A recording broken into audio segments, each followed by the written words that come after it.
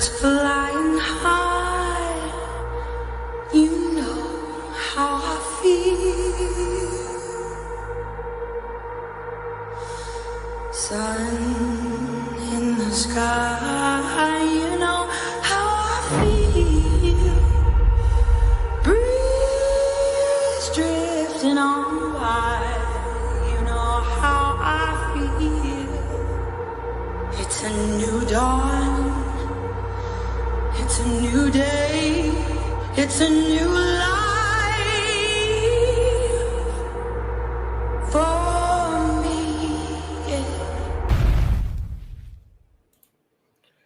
What is going on, everybody? What is going on? How are you guys doing today? I hope everyone's enjoying the long weekend. Thank you to everybody who has served, and happy Memorial Day weekend. I don't know if that's a holiday where you really say like happy Memorial Day weekend, but nonetheless, thank you to those who did give the ultimate sacrifice, and I hope everyone is enjoying some time with their friends and family.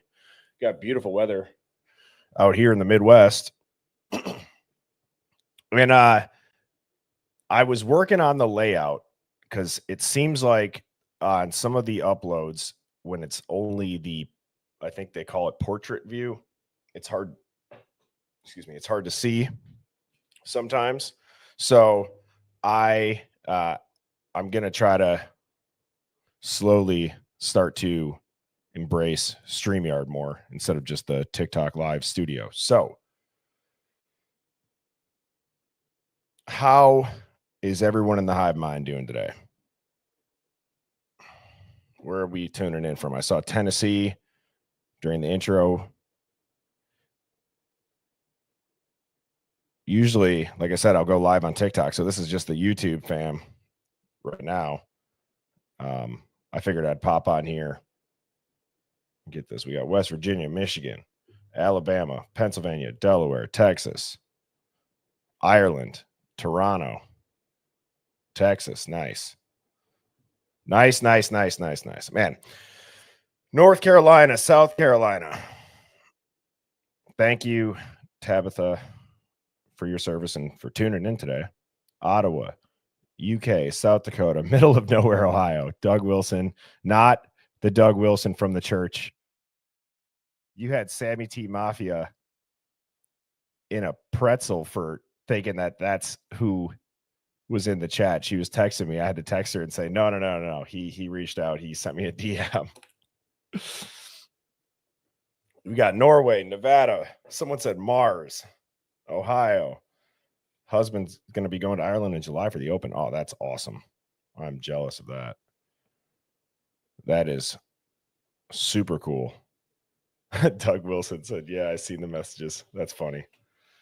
We got Boston. We got someone in here from Idaho, North Carolina. Well, again, thank you all for tuning in, and let's dive into this. So again, bear with me as I start to get used to the StreamYard layout. So I have been starting with Hive Mind Finds, and this is one where I'm really not too sure.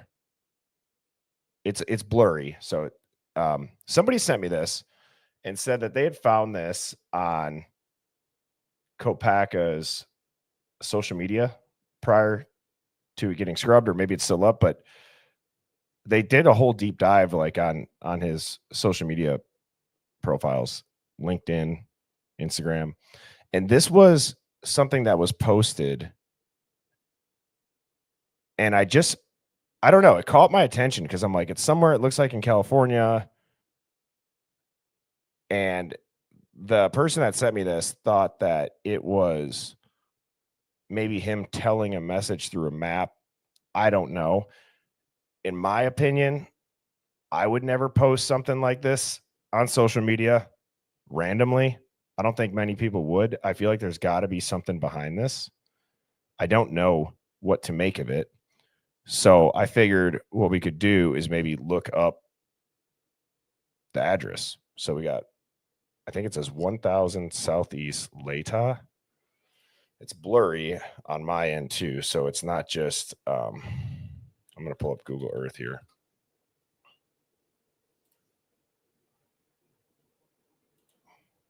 Share the screen. Let me get it back up.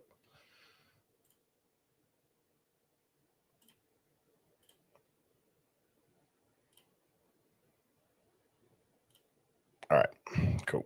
So 1000 Southeast Latah. What does it say? Does it say Latah Street? Is that what that looks like? Yeah. Latah Street in Pullman. Okay. Interesting. Looks like an apartment complex.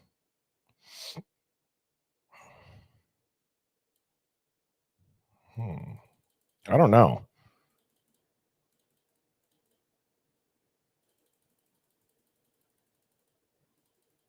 I mean, am I just, is that where he lives? I don't, that might be a stupid question, but is that where he lives? Is that, I don't get what. And then it looks like it goes somewhere in California. The problem is with these coordinates, it's so blurry. And he does something that's 14 hours and 46 minutes away for the fastest route. And then there's these pictures of trees. So I don't know if I'm going to really be able to dive into that much more than that. I figured I'd share it with the Hive.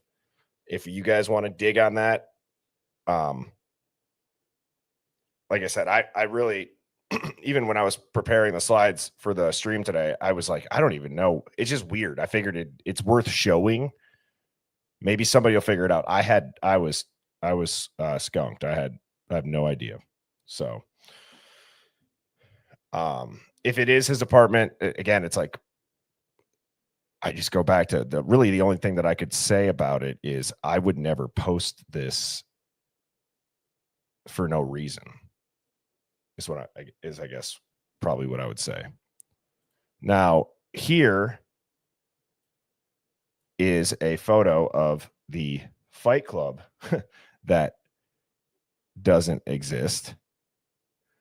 And who does this look like?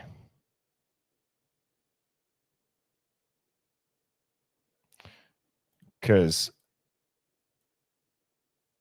that certainly looks like Ethan. Maybe it is. I think it's confirmed at this point that Fight Club existed. It seems like everyone is pretty open to like accepting that. I don't think a college frat fight club is that weird. You know, if they got boxing gloves on and if it's like, I don't think that, I think sometimes that gets like too much attention for how, or I'm sorry, it might get too much attention for being like this crazy, egregious thing. I think it's pretty common. I would say it's not unusual. I think most people are able to wrap their heads around that. A bunch of frat dudes might put on boxing gloves and host a fight club and stream it and charge for it.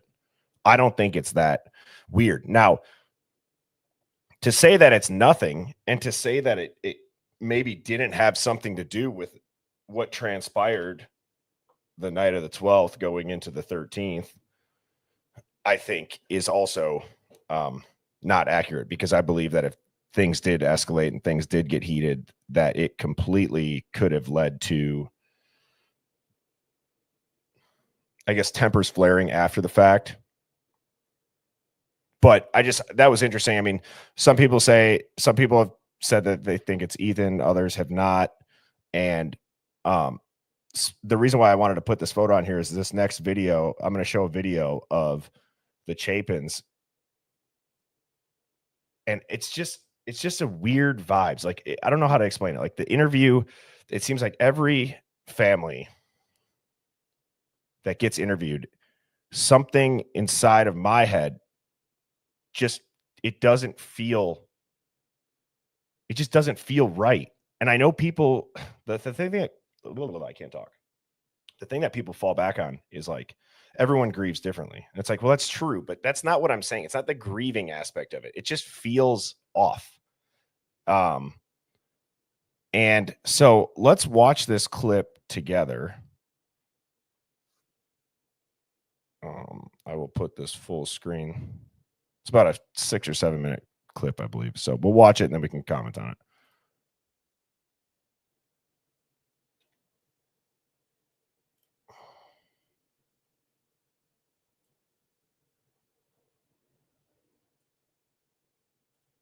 Oh, shoot.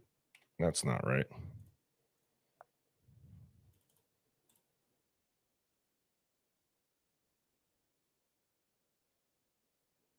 I'm sorry.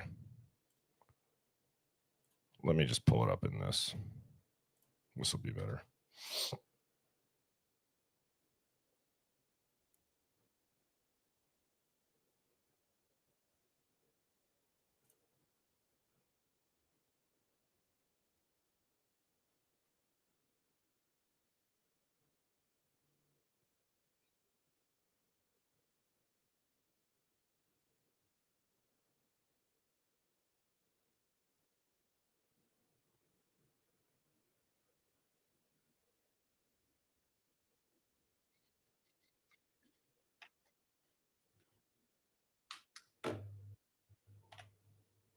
There's no audio.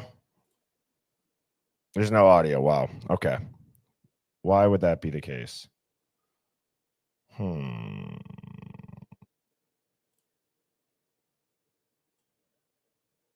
Was there audio on this one?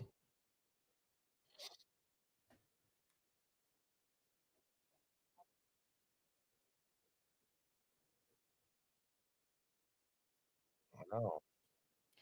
Oh man, I'm sorry, chat. Damn, why would that be? Settings, audio, let's see. Layouts. Why would it not? Why could it not be playing the audio?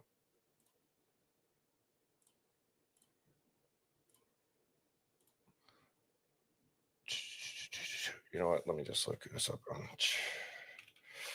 Let's just go. Why doesn't StreamYard play audio for the viewers when on YouTube and I am live streaming? Sorry, chat. Work with me here.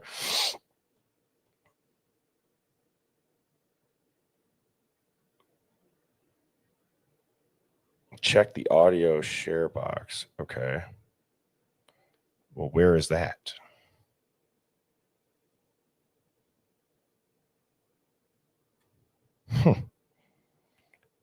Okay. Oh, you know what? What if I have to do this? Share screen. Okay. Also share tab audio.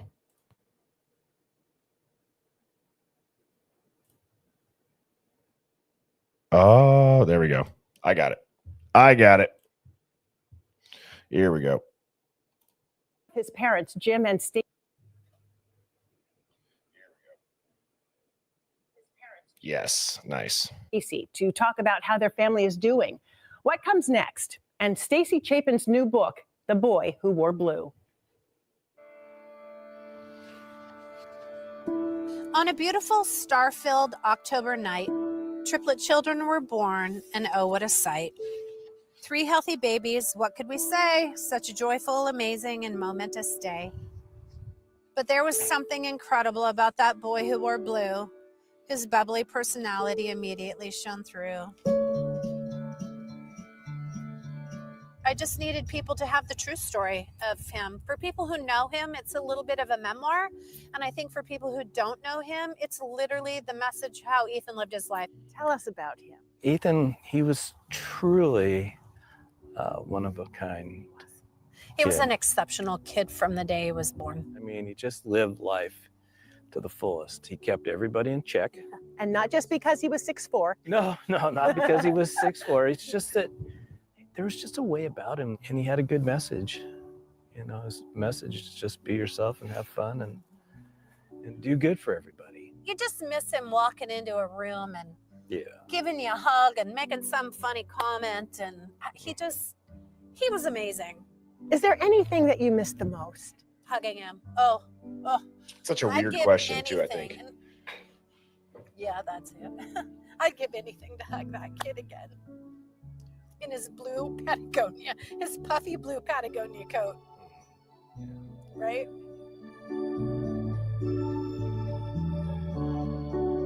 How are you after almost a year? It's shocking it's been a year. We spent, I call it a period of time, there was about 5 months that I call it the depths of hell. I mean, we went there. We've been there. I think you have to go there in order to start the journey out that is the process of healing and figuring out how you live your life without this person that's been in it forever. I have a place kind of where Ethan lives in there, and it's a safe spot. For me, but I think overall, under all of these circumstances, I think we're doing well. This thing took one of our kids, but it can't take the rest of us. I think about Maisie and Hunter a lot because I'm a multiple. And there's a unique, special connection that multiples have that other siblings do not have. Yeah. I know that. And so I've thought about them often, having lost a piece of themselves in losing their brother. Jim and I can sit here and tell you what it feels like to lose a child. I honestly cannot tell you what it must feel like for Maisie and Hunter to lose literally a piece of them. It's profoundly different for them than it is for us. They came home mid-May after school was out, and they spent all summer at our Idaho home, and both worked. And it seems like they healed a lot during that period of time. It's just going to take time for us all. When we send our kids off to school, to college, we think it's one of the safest places they could be. Yes. I mean, Moscow, Idaho? Not in your wildest imagination or nightmares even. Could you imagine something like this? We were at Parents' Weekend the week before. I mean, literally the week before, and just had the best time with the kids. And you would never think that something like this could ever happen. It was the best weekend. And we were in the King Street house that weekend. I mean, we were like, these kids are living their best life. You put a post on social, you sent it to me, that you spend no time being angry that would not be energy well spent. We don't use that word anger. We can't bring Ethan back. I mean, let's all be honest. Nothing we can do can bring him back. And when you start to feel angry, it literally can take you down a rabbit hole that just isn't a healthy place to be. So what does justice look like for you in this? Oh, I have not been asked that question. The person who is in jail right now, that it's gonna take care of itself. You know, nothing we can do or say or anything is going to change what's going to happen to that individual.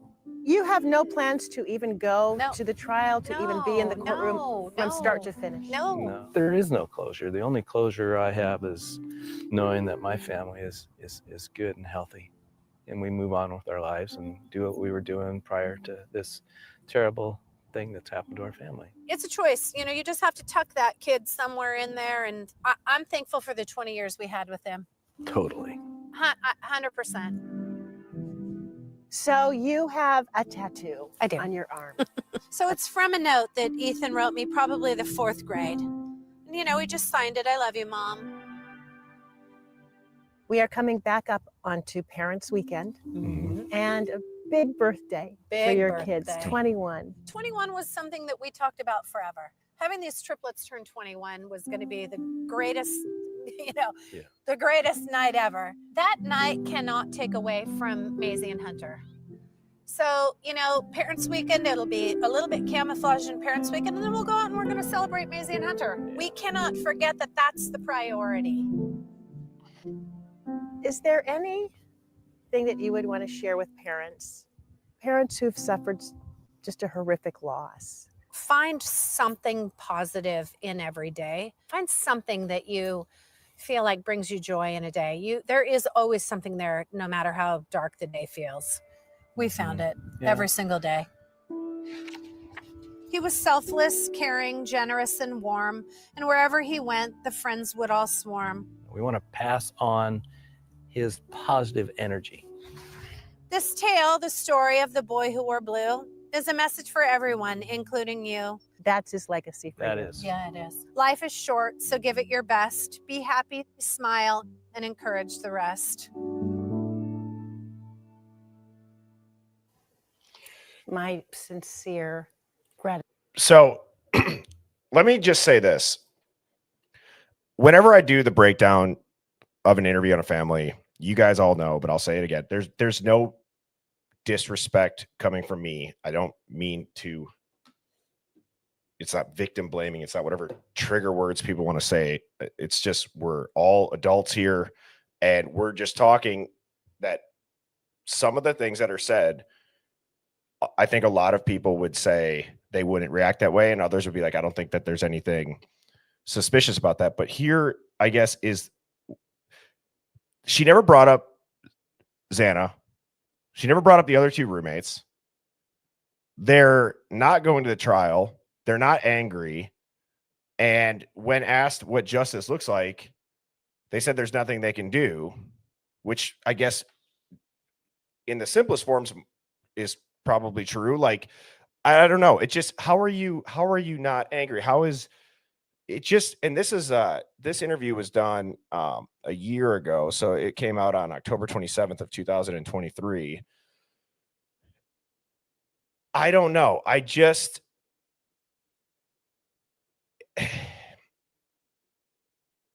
it's hard because, again, I'm not in the position. So I am acknowledging that. But what I would say is, like, I don't get how you can't be furious, especially with the way that the investigation had been going a year ago. The little answers,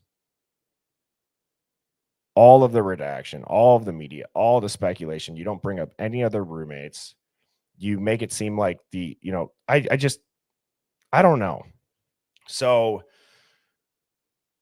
yeah, I mean, don't get me wrong. Look, I've lost people in my life, and I agree. There is something to be said about, like, anger doesn't do any good towards it. But guys, we're talking about this guy came in and murdered their son and girlfriend and two roommates.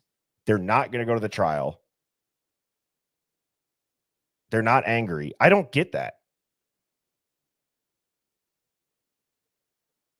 I don't know. That's just my take on it. Everyone obviously is able to have their own opinion, but it just seemed a little off to me. I guess I should say. Attitude for Here. Well, yes, and again, this is from a year ago, just so you guys know. So this is that's what they were at least saying about the trial and if they were going to go at that point. So anyways, moving on to another Hive Mind find. Guys, I'm not going to lie. This video, it's from Chaos Sector. Somebody had sent me their video. I don't know if Chaos Sector sent me this themselves, but again, one of the things I try to do is make sure that if it is another creator, I at least say it and let people know that the Hive Mind had sent me their stuff. This video is pretty interesting because it looks like there is a murder weapon that was wrapped up in the jacket that was found by the fire hydrant. What's up? Thank you. I swear that we don't plan it, that my wonderful wife just always brings me food while I'm on stream. It's awesome. Shout out to Mrs. Birdie. But it does look like there's something wrapped up in this jacket, and I'll play it so you guys can watch it.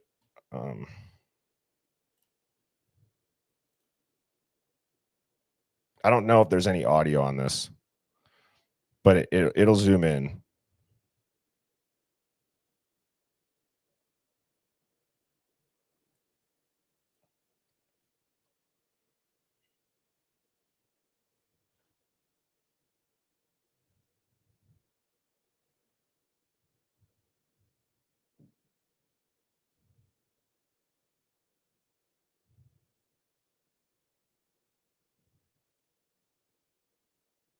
They're clearly looking at something in it.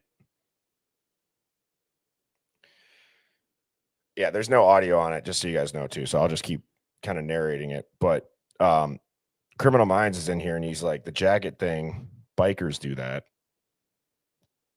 I did not. I guess I didn't think of it in that light. If that's like a common thing, like where they're marking that the job is done. I did not know that, but could be. Right here is a good view of it. What is that? You know what I'm going to do? I'm going to screenshot that. And I want to see what is this showing? Recreate the image clearly. While this is finishing out and it's running again, I'm going to ask ChatGPT to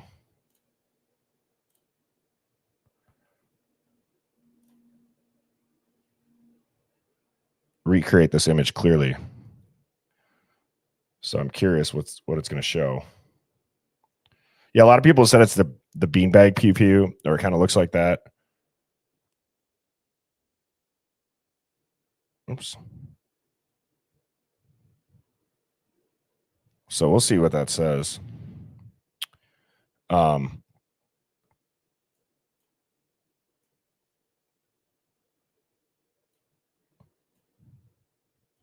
Let's see.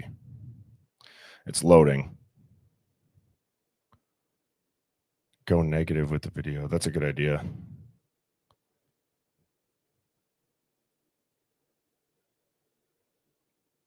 Yeah, and in the beginning of that video, you know what? Maybe I'll just play that whole video with the audio. That way I can eat too. And he explains it really well.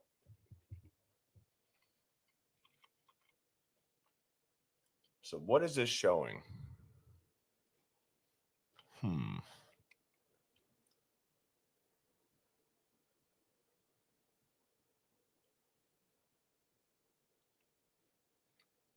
The video too, when he breaks down if it's the jacket, he like points out a tag. Oh yeah, see, that didn't show us shit. All right, I'll do the full thing here. Chaos sector.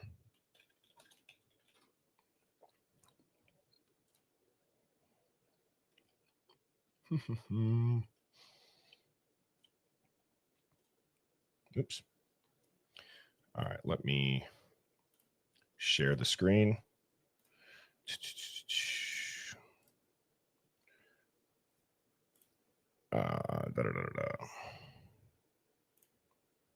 All right, so here's the full video. I'll let this play. We will be addressing the infamous Dot in regards to a confession. Most may already know about Dot's confession, but we will address that issue soon. In today's episode, we examine the footage from Taylor Avenue. We have searched all over the place for that specific footage from the news, and we simply couldn't find it. So we will be using Huda London's video to examine that specific clip. Before we get started, let's make sure we all understand and acknowledge that was the coat Maddie wore that night. It doesn't matter if it was her coat, doesn't matter if someone let her wear it. What matters is the coat was not there before the murders took place. It had the same white patch or rip seen on the coat that Maddie was wearing. We spotted it, we've examined it, we've confirmed it. It was the same coat. Now, off this alone, confirming that that was the same coat Maddie was wearing, we have evidence that was not included in the investigation, which obviously means it was concealed due to a trail of evidence to someone or a group of individuals, contrary to the suspect in custody charged for murdering that individual wearing that coat. It's that important. We have to make sure this is established. It is key evidence. There are specific aspects of this case that we have always stuck to, such as this issue regarding the coat, Showalter's warning to the girls, Batman as the private driver, the DoorDash driver being Bonnie, Dylan's whereabouts not known, and the setting in the home based on Dylan's affidavit. These are the key elements of the case. which give you a fundamental understanding and a logical motive to why those murders occurred. Are we all on the same page here? Okay, let's turn to the next page.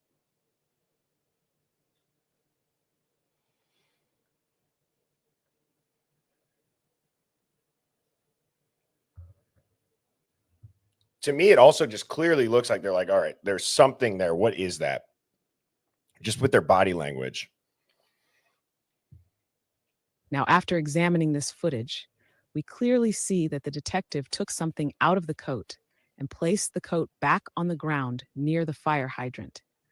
It appears to be a black object, almost like a billy club, to be honest. Not exactly sure, though. Let's examine a bit closer to see if we can determine what it is, or at least take a good guess.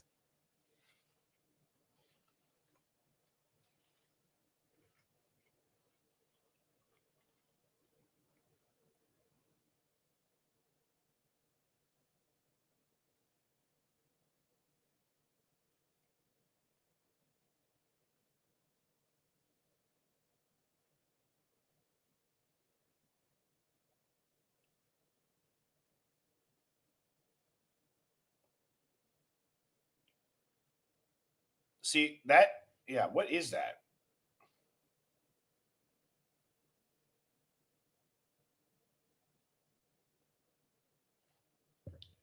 At first, I actually was like, it kind of looks like a phone, almost like the backside of a phone, but it's too rounded and too like cylinder looking when you see it at a different angle. But that's an interesting, yeah, that's an interesting take that it might be. I just feel like the beanbag pew pew would be bigger.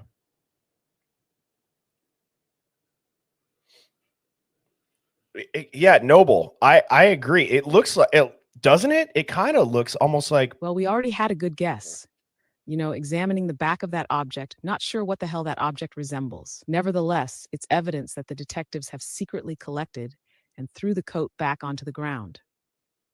As we pointed out in previous episodes regarding the coat, why are detectives this far away from the crime scene unless there was evidence on Taylor Avenue?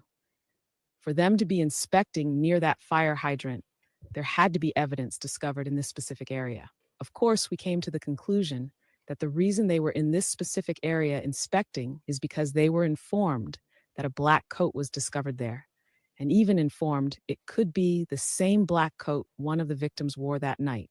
The detectives head to Taylor Avenue near the fire hydrant, and sure enough, it's the same black coat. But instead of collecting evidence, which would have been reported as the same black coat Maddie wore, they instead take something from the coat, which appeared to be a heavy object, and toss the coat back to the ground.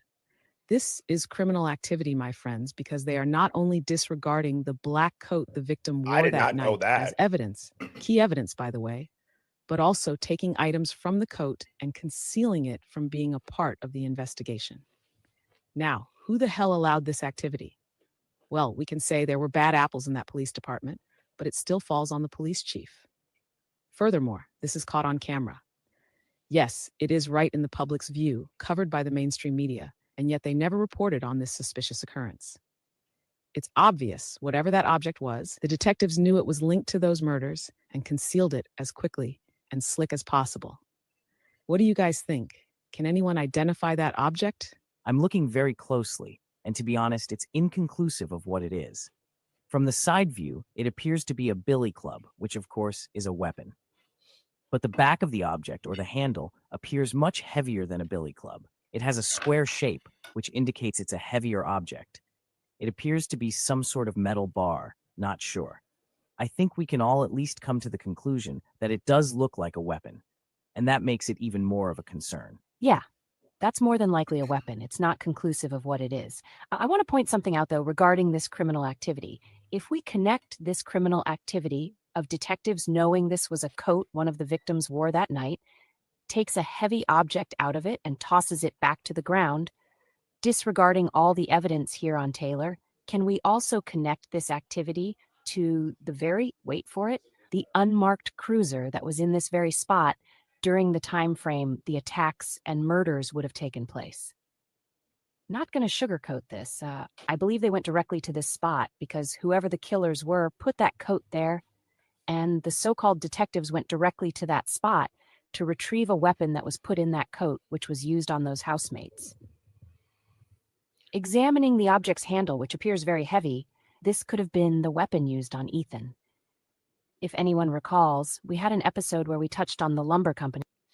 To me, it doesn't look. To me, it doesn't look like any kind of traditional like hand firearm at all. Somebody said it kind of looks like a pump shotty. It is interesting that they disregarded the jacket then. That is odd. And it's also odd.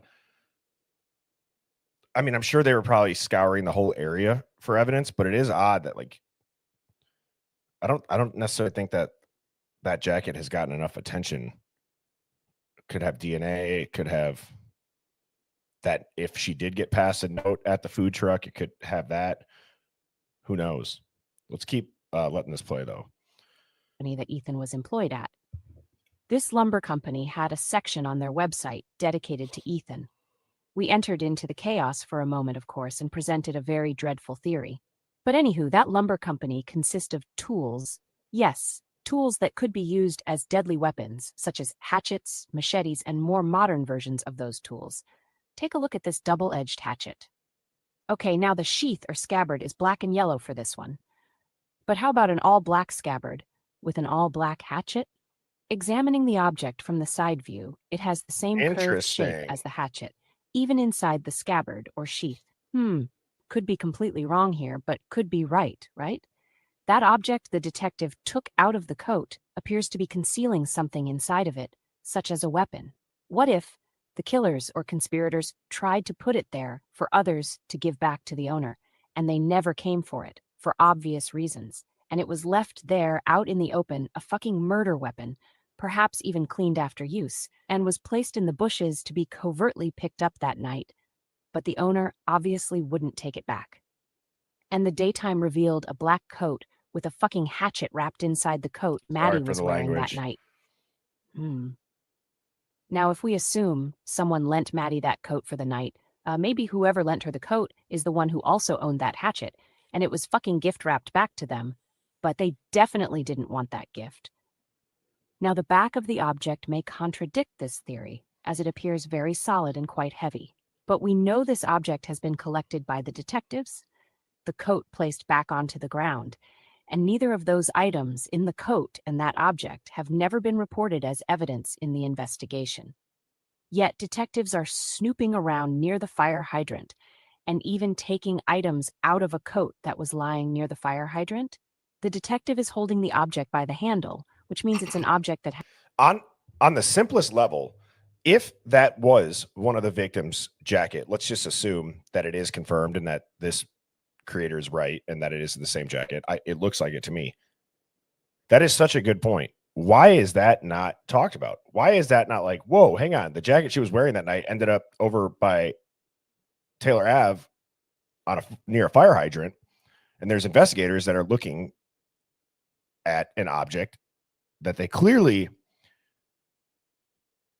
saw it when they were standing and looking at the jacket in the beginning of the video.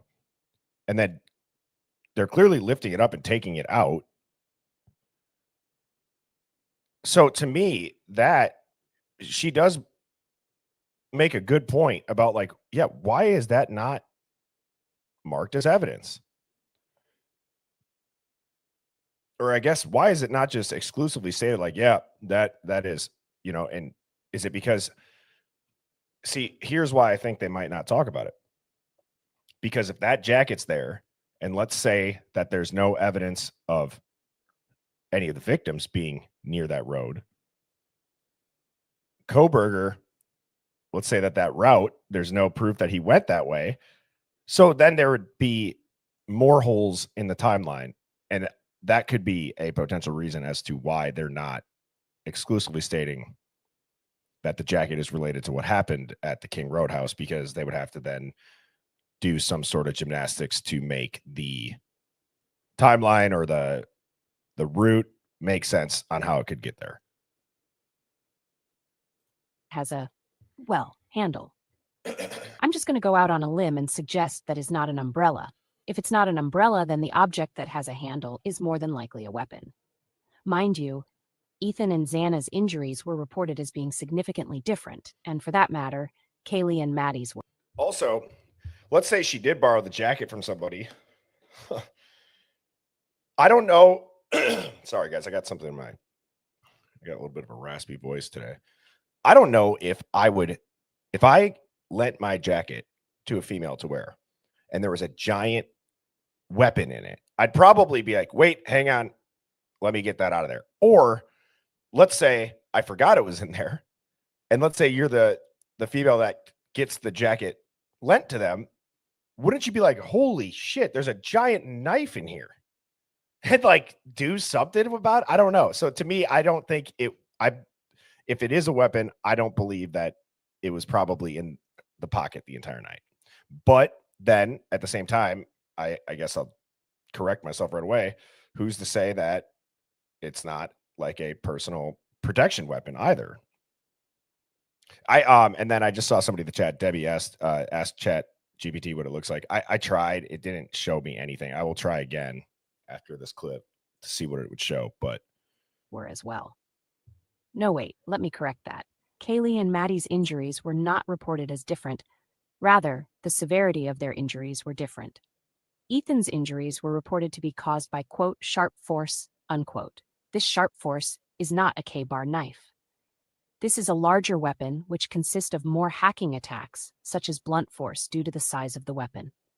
Now that I think about it, the double-edged hatchet would also cause Xana to almost have her fingers severed as she would attempt to prevent from being attacked and grabs the hatchet. yeah. And yes, that so-called dull edge can obviously be sharpened, and more than likely was. Since it's double-edged, grabbing the hatchet on either side would cause those severe cuts. Her injuries are reported to be caused by a, quote, edged weapon, unquote. That's the double-edged hatchet. Doesn't it seem to be the same weapon? Yep. In that episode regarding Arlington Hardware and Lumber, we suggested that someone who worked there may have provided the weapon for the murders. It's still possible. Maybe it's a small hammer, some sort of metal bar. It's definitely got some weight to it, which indicates it's a weapon of some kind. Hatchet or no hatchet, it's obvious that is evidence. But due to the visible weight of the object, we come to the conclusion it was a weapon of some sort, which definitely wouldn't be reported as evidence in the investigation. You know why? Because it puts the focus on not only Moscow, but also that neighborhood. And even that college circle. I think we've proved our point here. This is the chaos sector. Wait, let's just make sure our audience is up to speed. For those who may not be convinced that was the coat Maddie was wearing, think about this for a moment. That coat clearly appears to have been there overnight, or at least for some time. Yet, everyone examined the body cam footage and never saw the black coat lying near that fire hydrant. Sure, the view of that grassy area wasn't clear enough as the body cam panned in different directions, but we examined the closest point near that fire hydrant and never saw the coat. So to that point about like, if, you know, in the body cam footage, let's assume that, yeah, there's no sign of the jacket, whether it's nighttime, yada, yada, yada, right? Body cam, not the clearest picture. Let's just say that aspect of this is right. I started, as it was playing, I'm thinking through, well, how would it get there? I wonder if we all know there was a ton of people present at the house prior to the police showing up. I guess I would just be curious, like, did somebody go in and grab it and be like, oh shit, like I got to ditch this, or we got to get rid of this, or get this out of here? Or did that person like go to their house in the morning to get their jacket back, and when they were walking back, they just ditched it because they're like, oh shit, I probably shouldn't take this, and started walking back across this area where we saw the body cam footage on the band field? I don't know. Second, was it the same black coat Maddie was wearing? Well, is it a coincidence that Maddie was wearing a black coat that night, was a victim of the massacre, and then detectives find a black coat near the fire hydrant and are acting very suspicious about discovering that coat, and takes something out of the coat and throws the coat back on the ground. Based on all of this information and visual examination, let's be honest, that was the same coat Maddie was wearing. Since this would be the same coat, then we know Maddie didn't return the oversized coat back to the owner. So someone had. I think you're exactly right, blue-eyed Candy. I think it's too coincidental that that's where the Banfield body cam event was, and now there's a victim's jacket there, and you see people running in the background, and somebody also, I forgot their name or their username, but they said like that crime scene is huge. It's the whole area, and I could not agree more. That crime scene is not just 1122 King Road. It is that entire city. Had to physically get that coat from the house and bring it back to that area. Initially, we assumed that Kaylee and Maddie had jumped out of a private driver's vehicle and the coat was taken off, or the perpetrator tried to grab Maddie and the coat came off. Logical and aligns with the danger those housemates were in. But examining that footage, we see that the coat had some sort of weapon wrapped inside of it because it was too large to fit in any pockets. And that's why the detective was trying to hide whatever it was, because he unwrapped the coat and discovered some sort of weapon inside. Oh, and let me just add, pardon me, but the black double-edged hatchet would be virtually invisible at, and let me just add, pardon me, but the I'm black gonna try to double-edged. screenshot it. Okay, there we go. That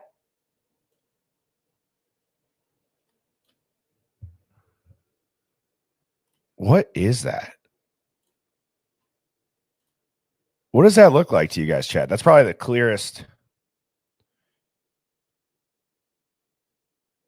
It's right here. It kind of does look like, if you're going to go from like a firearm look, it kind of looks like a pump action. Sawed off, short barrel. I don't know. Somebody says a vacuum attachment. Yeah, Coco, it does look, it does look like medieval. Like it's kind of like too, it seems like all the evidence, I'll equate it to like whenever somebody captures Bigfoot on camera, it's literally, as Mrs. Birdie says, it's recorded with a microwave. You just can't seem to ever get clear footage. And it's wild that it's 2025. And even this is the best that we can get. Hatchet would be virtually invisible at night. I could envision one of the killers departing the house and nobody would even know they have a damn weapon in their hand due to the darkness. Also, Idaho is known for its hunting, so obviously there is a lot of hatchet and machete activity flying around, wild game hunting to, quote, balance the ecosystem and such. But if someone wanted to hunt something other than wild animals, it could get very ugly. We all know the photo of Dylan holding a knife was photoshopped, but there were photos of individuals holding knives and machetes. Not saying females aren't into hunting. I don't know if people are trolling, but I mean, I've seen it a handful of times. Do people think that it's some sort of like, how can I say, like adult toy? Or I don't know if people are trolling, but I mean, I think Tony is trolling with that comment, but But more than likely those weapons were from their male friends or even boyfriends. Anywho, the point to this, the massacre was obviously brutal. But in comparison, was it brutal due to a K-bar knife? Or was it brutal due to a hatchet being swung around in that house? I'm going to suggest that hatchet screams out brutal when used as a weapon. A K-bar knife, not so much. And here's another comparison. A lone killer, who nobody ever claimed had any specialized training or even interest in weaponry, uses a K-bar knife in a full house of college students or individuals in Idaho who know how to wield such large weapons as hatchets and would know of those college students. On top of that, some of them may be professionally trained due to the skill of hunting wild animals. What do you think they would do with a human's body? Sorry for that graphic image, but maybe the murder weapon was hidden in plain sight, in fucking broad daylight on camera. Oh, And there are many different styles of these so-called hand-wielding tools. You have small machetes, knives, double-edged hatchets also with wider and heavier handles. But let's continue. Good point about the dynamic of skill and experience, because the attacks were done by individuals who knew how to not only use weapons, but also knew what time frame to attack. They attacked during the party hours, attempting to blend in with the party atmosphere in town. But they needed to attack as soon as possible, before things got too quiet. We broke that down in a previous episode also. If the detective grabs this object, why didn't he just collect the coat as well? Yeah, not collecting the coat I mean, is you weird. take it in for possible evidence, because what if that coat had DNA on it that led to either identifying one of the victims in Maddie or even tracking a potential suspect? You don't disregard the coat since you're inspecting the area for potential evidence in the first place. I mean, that's quite the distance from the crime scene, so obviously something drew them to that area. If you find a victim's purse near the crime scene, you don't look through it, grab items out, and throw the purse back on the ground. You know, you take There's the an entire image of a purse map into coming up at custody the of end. I want to see evidence, what they say about have your that. forensics team examine it, search for DNA, and bingo, you might find a lead to someone who had their DNA on that purse. But I guess not. Another mysterious issue with those detectives I want to point out. Examining this screenshot of those detectives, where exactly are they headed to? Give us a moment. Got it. That is Alpha Kappa Lambda. Whoa. What's over there? Who belonged to that fraternity? Because I don't think they parked all the way on Nez Perce Drive and walked all the way to Taylor. And the fact that they are headed specifically to that fraternity indicates someone is key to their so-called detective work. I'm going to screenshot this. It's a good overview image. Just to have for later if I need a reference. Just putting things into perspective here, the detectives discover a black coat, take what appears to be a weapon from the coat, drops the coat back on the ground, and heads to Alpha Kappa Lambda. Or we reverse it. They went there first, then came to Taylor, and so-called inspected that area near the fire hydrant. Doesn't matter which scenario, because both prove that someone in that fraternity is key to the investigation. I mean, look at this. They're literally in an open field, headed to a fraternity. I guess they figured nobody would concern themselves with their path to a fraternity, or wouldn't even know that's where they're headed. After all, the mainstream media just displayed clips of those detectives while reporting on the murders, assuming... Hey, Sherlock Holmes, that is a really good point. He said, Bertie, you can get a better look at the same object in the jacket at the grub truck. It's still blurry, but it looks just like that. What you just showed, it's Steph Maddie's jacket. I do believe that it is Maddie's jacket for sure. Bertie, when you get time, look up the bat chat. Okay. I will. There's like a minute left of this video, and then we'll dive into some stuff. With their flash sequences, nobody would care to wonder what they were doing. Well, don't be so arrogant. And because they disregarded the coat, we come to the logical conclusion they knew it was the same black coat Maddie wore that night, yet knew it spelled trouble in the investigation. What trouble did it spell? Locals. That's the trouble. Well said. Couldn't have broken it down any more than that. So what does this all mean, you ask? It means those housemates were being tracked and hunted down by individuals who shared the same city of residence. And those detectives are literally spotted trying to keep the public from coming to that conclusion. But what you do in broad daylight will reveal the darkness. This is the chaos sector.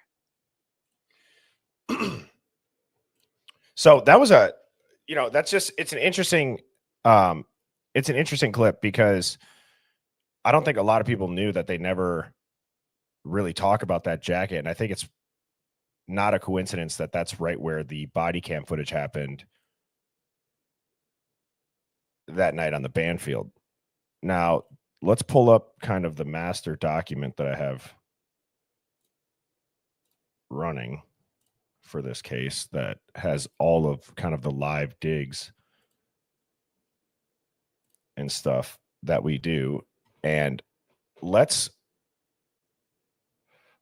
I'm going to put this into Chat GPT quick. I got to stop sharing the screen, and I got to share the whole. Thank you, Brooke. I appreciate that. Wow. That's awesome. Thank you. All right, let's do this.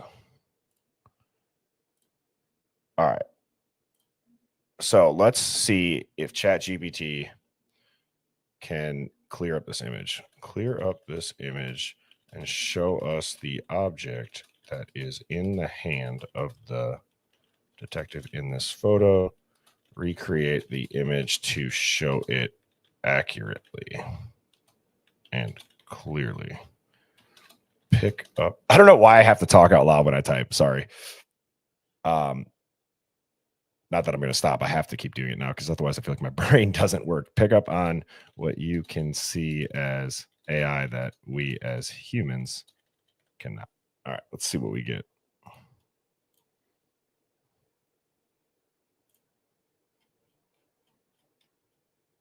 Where is it? All right.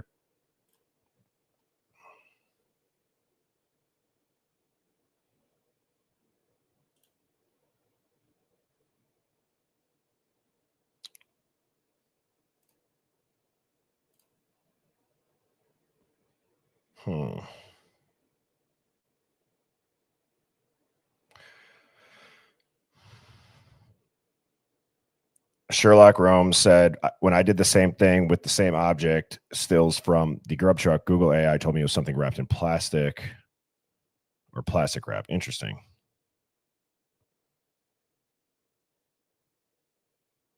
I'm curious to see what this is going to show.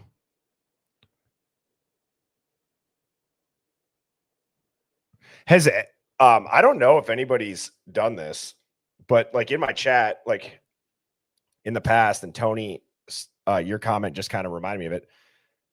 It'd be interesting. Like, has anybody ever said like, you know, they'll put up $100 grand if people show the autopsy, or they'll put up $100 grand if somebody will show crime scene photos? I don't think it'd be a stretch to think that somebody might think to do that if they truly believe maybe this was a staged event, some sort of psyop. I don't know. Has anybody seen that?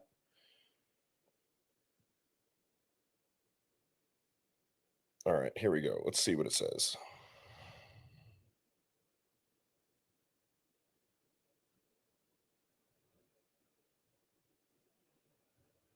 Kylie, Steve would leak everything for 100K. All right. Well, clearly it's not a magnifying glass. Wow. AI is AI in right now. So that's clearly not what that is. Let's play this, because again, this is right where the jacket was found. So this is from only available, not available, where he actually talks about the beanbag.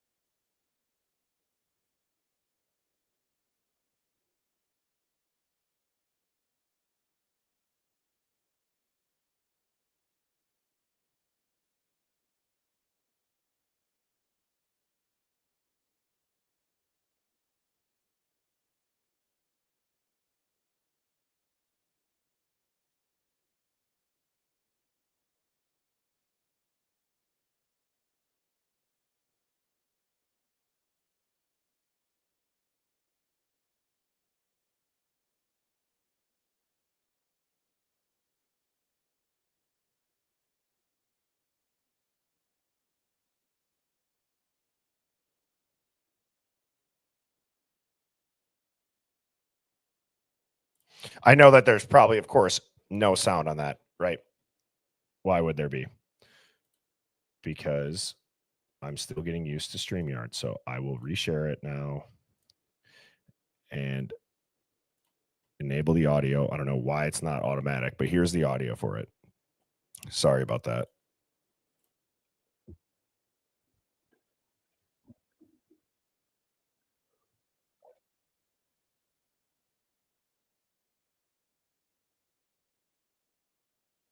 And now I forgot to freaking put it on screen. Christ. Here we go.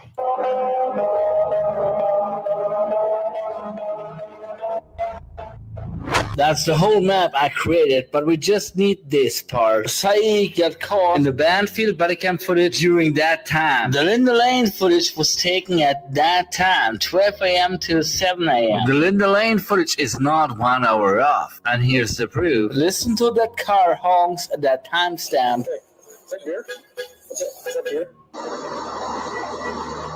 According to that possible piece of evidence, and the car honks going in synchronization. Think of the item at the back seat of the officers, the fire hydrant at Taylor Ave, here right behind Officer Rosendahl, where investigators were filmed at that fire hydrant a few hours later, and a jacket possibly belonged to Maddie behind that white car. Those flashes, shot number 1 and number 2. See, now I have a different opinion on that. I believe that when we listened to the Linda Lane footage when Outkast did the audio, I truly believe that was a car being unlocked, and the crash sound, or like I think it was a door shutting, or I think it was a trunk closing. I don't think that it was a beanbag gun here. I could be wrong, but shot number 1 and number 2. Because it almost, we did a breakdown of that audio, but what I wanted to talk about is right here. This, to me, that does not look very similar to what the investigators had pulled out of the jacket. I don't think it did. Here is the side-by-sides.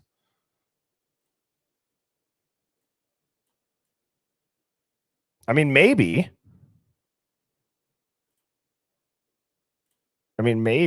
like right here with that.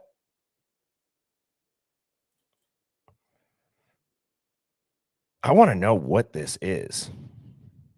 People say it's a Stingray, but I don't know if anybody's confirmed exactly. It's not the, it doesn't look like it's the same, but what we could do is I can ask AI what this item is and see what it says.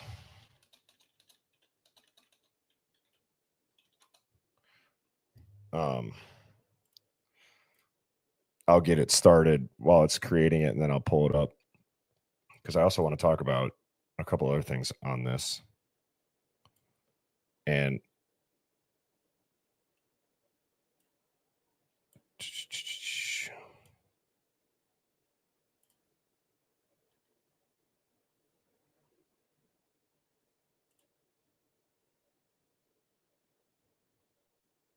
where is it?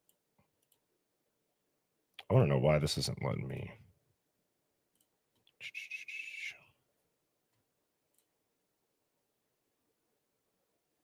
Okay. So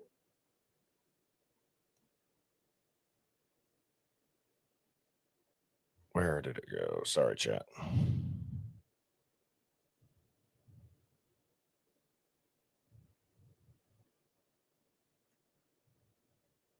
Right here. Now, I want to know, like, that blur is clearly blurring out an object. Why is it not showing you guys this now? There we go. So see this blur? This is on the Linda Lane footage. It's clearly blurring out. It's over the shadow. When I asked AI to show this, that's actually how I got kicked off of TikTok, was because it showed a gun. Or no, did it show a K-bar? It showed a weapon, essentially. And it was on live, and we all know how sensitive the TikTok algorithm is, so it shut down my live. But here's what this says. When I said, what is the item in this photo? It says, based on the image that you provided, it's a blocky, dark shape with angular edges. It seems to either be a tactical style rifle or airsoft gun, a camera stabilizer or gimbal, or a tool or power equipment case. Yes, this is related to law enforcement and the investigation into the Idaho 4 murders. This was from the body cam on the band field incident the night of the killings. All right, let's see what it says now that it just asked for context. So I gave it the context of the Idaho 4 for the first time here.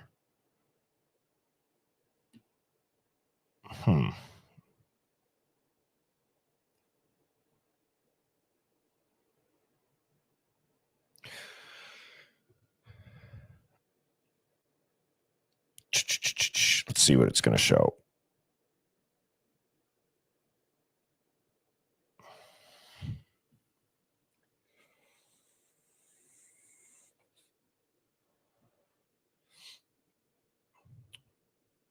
Alrighty.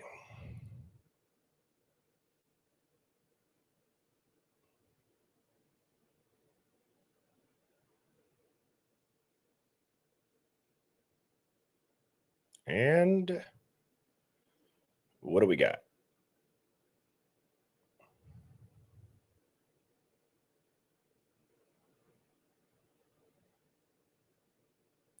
All right, so that's showing a weapon, but that doesn't look like it at all. See, like if I was on TikTok, I'm sure that we would have just got shut down, but I don't think that that's accurate. So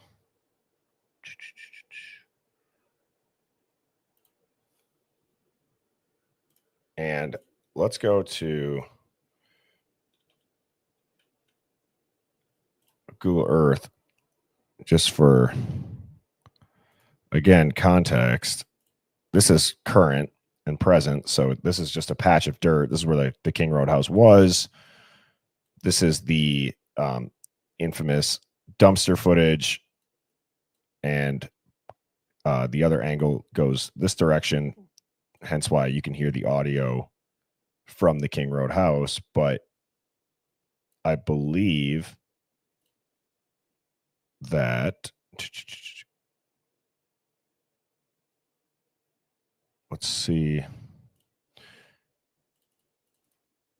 if we can see the fire hydrant. It's this, it was right here, right, chat? If people are watching this and they're caught up, is that, I believe that's where it would be.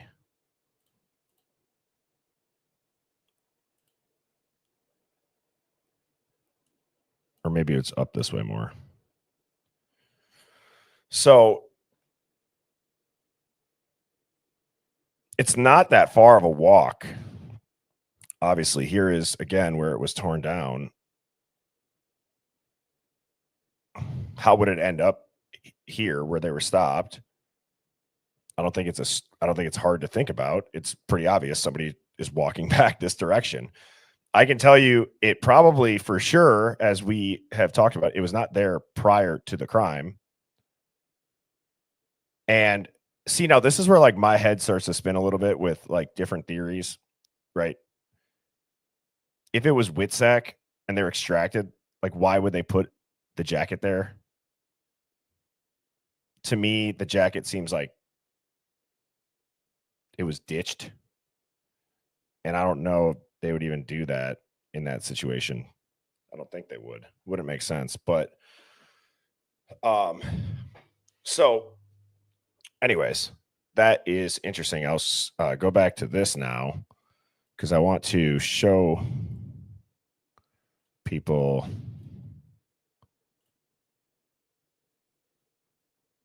that there's also what seems to be is proof that the cops were there much earlier than what we were told after the fact. So if it was something where the cops are covering it up or whatever, like this is very interesting. This is from Krabby Abbey. He's in the chat as Sherlock Romes. but let's watch this footage. I have it actually slowed down to 0.5 speed, but check this out.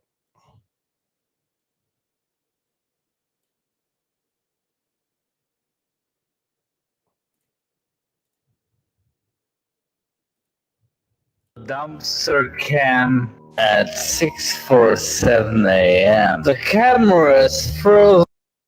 Look at this car suddenly disappears in front of our eyes. On the dumpster cam at 6:47 a.m. The camera is frozen for 13 seconds, and after that you never see the car again. But this guy got the missing part. Here we go. Slow down and still shot. And this car looks like this car.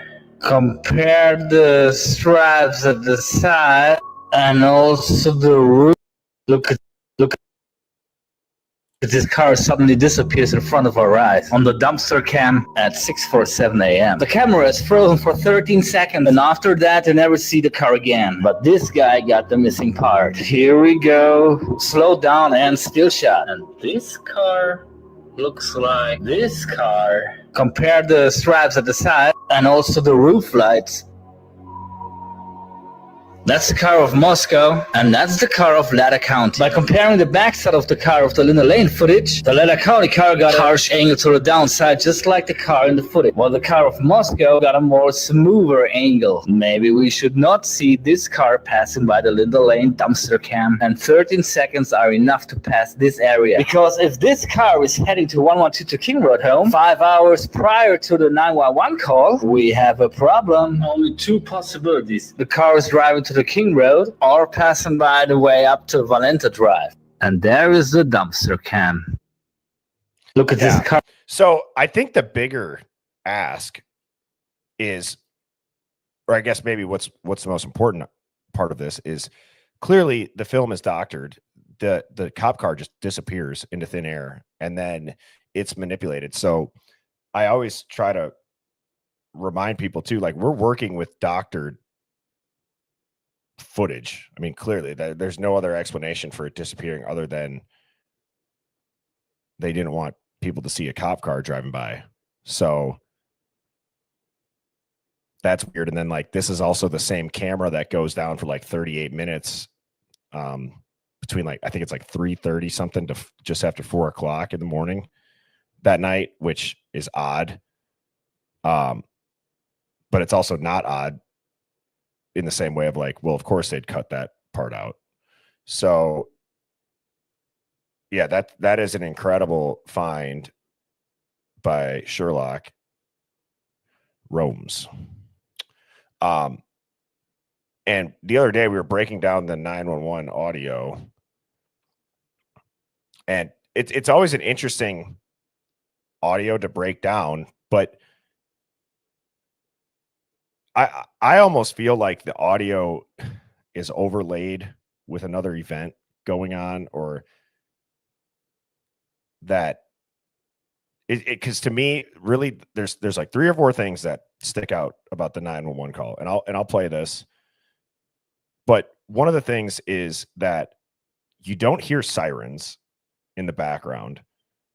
It sounds like the dispatcher is really steering the conversation, which I guess you could say that's their job. But the part that I'm talking about is when, you know, she's the caller is trying to say what happened last night. And if you're getting a call about a roommate who's drunk and passed out and unconscious, I do believe that hearing what happened last night could help provide context. Like, were they drinking and doing like pills? Did it have an interaction? Like, I think that could be an important thing. And for her to keep saying, no, just tell me what's going on right now. I mean, they called 911 for a passed out roommate, but then you hear them walk inside and say, she passed out. And then you hear Ethan's name. You also hear nothing in regards to Kaylee and Maddie. You don't hear anything about Ethan. And I swear to God, you hear Steve G's voice in the beginning. So I played this a bunch. I'll play it one more time for the folks in the chat that maybe don't tune in on TikTok. And I'm sure we got a little bit different of a crowd here on YouTube, but I'll play this for everybody. It's pretty remarkable. 11:55 a.m. 42 seconds, November 13, 2022. I don't know location of your emergency. What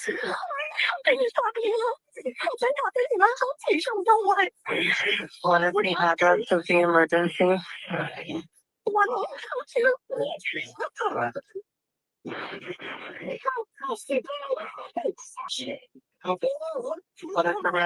See, I swear that's Steve's voice, and you hear no, Steve, no. Here it is again. What is the rest of the address? Road. Okay. And is that a house or an apartment? It's a house. Here it is again. What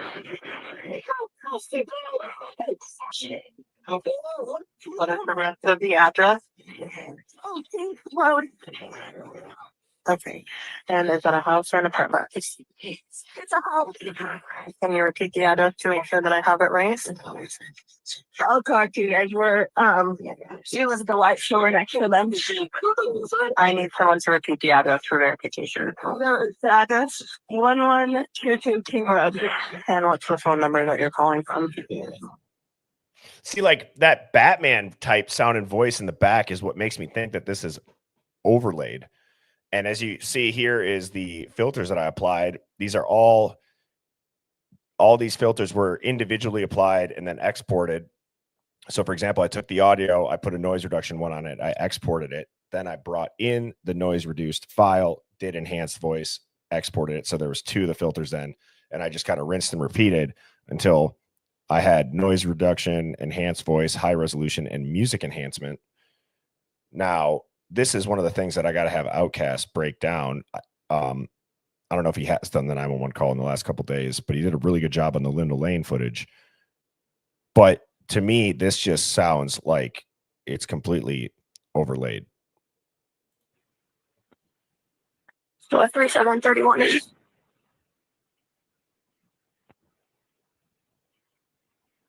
So tell me exactly what's going on. One of the roommates has passed out, and she was drunk last night. It's not waking up. Okay. Oh, and they saw some man in their house outside. Yeah, you just see that seems like it got cut. That also seems like it got cut. Listen, it's like it just mutes. It's drunk last night. It's not waking up. Okay. Oh, and they saw some man in their house outside. Yeah, you just right there. And are you with the patient? Okay, I need someone to keep the. And also, doesn't it sound like, I believe that's Dylan's voice, right? That doesn't it sound like right here that she's saying, "Hi, this is," and then like almost like she's on a different call. Listen to it. Yeah, you just right here. And are you with the patient? Okay, I need someone to. See, I don't know what it says. It's like, "Hi, this is." Also, it's right. Yeah, you just. And are you with the patient? Okay, I need someone to keep the phone, stop touching it around. Can I just tell you what happened pretty much? What is going on currently? Is someone tapped out right now? I don't understand that. Can I just tell you what's going on? Or can I just tell you what happened? Like, wouldn't you want to know? Instead, she's like, no, just tell me what's going on right now. Well, they already did, lady. They told you that their roommate got drunk and passed out. And just so everybody knows, we're a minute and a half into this. She doesn't dispatch help for 2 minutes and 21 seconds. I don't really know, but pretty much beforehand. Okay, so I need to know what's going on right now if someone is passed out. Can you find that out? Yeah, come on, we gotta go check.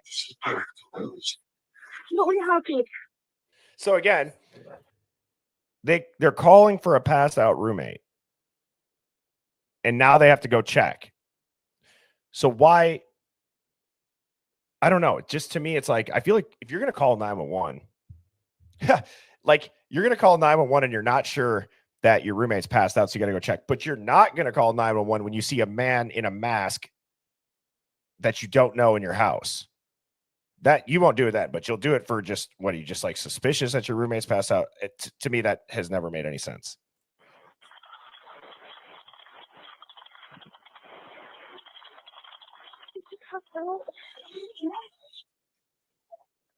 And to just me in the chat that says she needs vital info, not waffling about 4 a.m.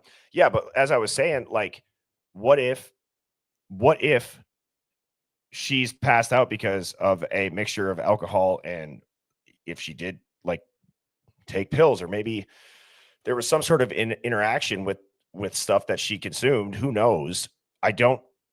How much did she have to drink? Like, there's important aspects that I think,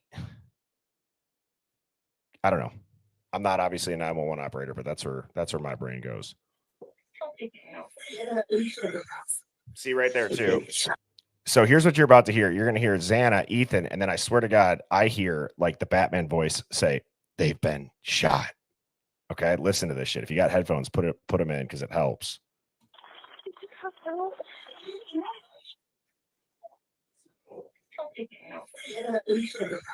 Right there.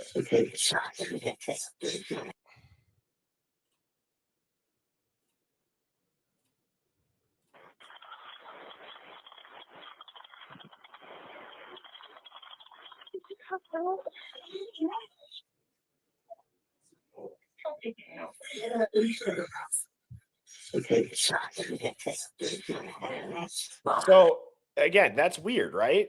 Everybody can hear that. I don't know if you don't have headphones in, maybe you can, but with these on, it's crystal clear. You hear they've been shot, and you clearly hear Ethan's name too. You hear what sounds like a woman, like a mom talking as well. I'll play it one more time.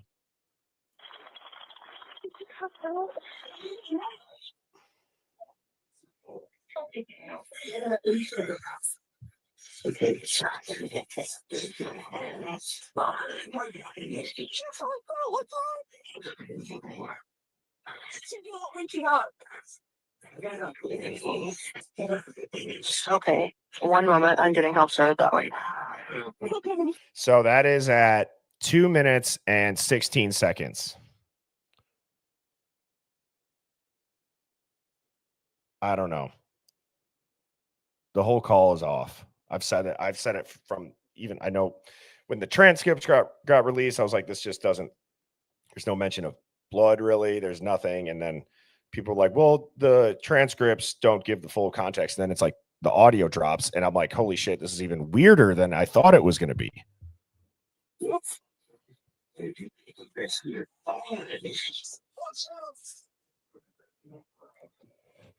I don't know about you, but right here, I hear watch out. And Phoenix talks when she's like got this theory that the overlay, like it almost sounds like there's an entire different scene happening. Like you hear watch out. And we were like, who got this audio first? And I forget the name that people said, but like if you think about it, it's like, did somebody leak this audio and overlay it with events from that night? It's extreme to think about, but I don't think it's out of the question that somebody would think to do that if they really wanted to send a message to somebody. Listen to about 2 or 3 seconds in, you'll hear watch out.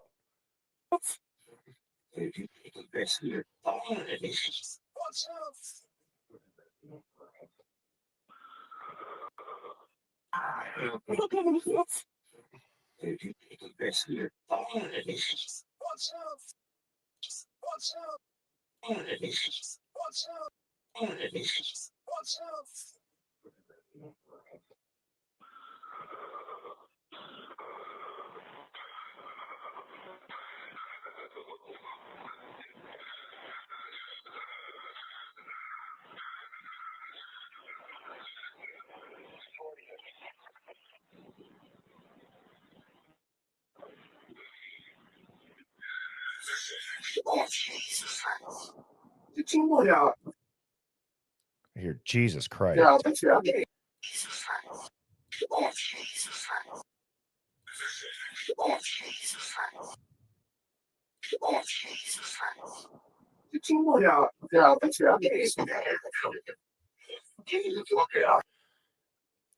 That sounds like, that doesn't even sound like English either.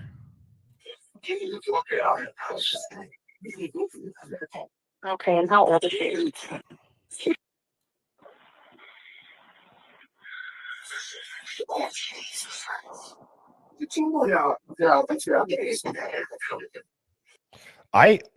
I've never picked up on this before. I almost feel like I hear they killed him. Yep. It's going to be the second guy, like you hear like the weird voice or the weird language, and then it's like the dude, there's a man's voice. I swear I hear like they killed him. Yeah, they killed it. Or yeah, they filmed it. Yeah, they filmed it. Yep.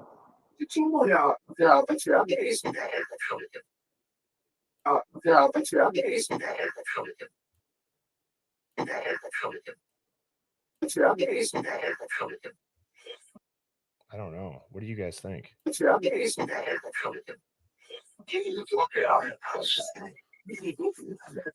Okay, and how old is she?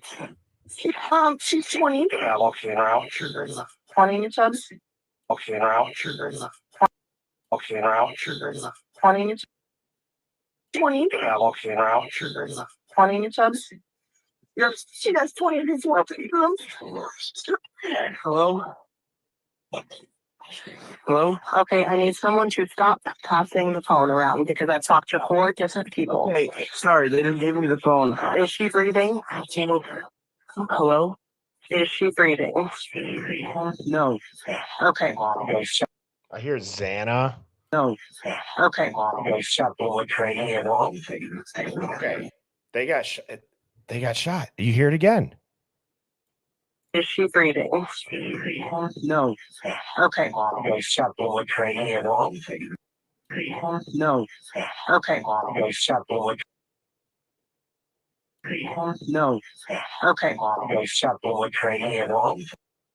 Okay. Okay.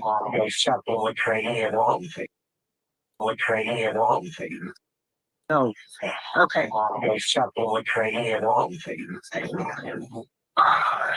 That's me. Lauren, you didn't talk to them, say. I can't talk to him. He's begging you to talk to him. Notice how he says he's begging you to talk. I can't talk to him. And then hands the phone back, but it's a woman on the phone. I don't know if anybody's picked up on that. I've never made sense of that either. Lauren, you didn't talk to them, say. I can't talk to him. He's begging you to talk to him. Talk to him. He's begging you to talk. Or maybe he says them, but I hear him. You didn't talk to them, say. I can't talk to him. He's begging you to talk to him. Hello. What does he say? He's begging me to talk. You didn't talk to them, say. I can't talk to him. He's begging you to talk to him. Hello. Okay. I've already sent the ambulance and law enforcement. Stay on the line. If there is a defibrillator available, send someone to get it now and tell me when you have it. Say that again? Yes. I the police here right now. Okay. If there is a defibrillator available, send someone to get it now and tell me when you have it. You don't have it. I said yes. If you have a defibrillator, yes, you have one. So are you talking to the officer? Yeah. Okay, I'm gonna let you go so she's there with you and can help you. Okay, thank you. Fine. Okay. People. Okay, sorry.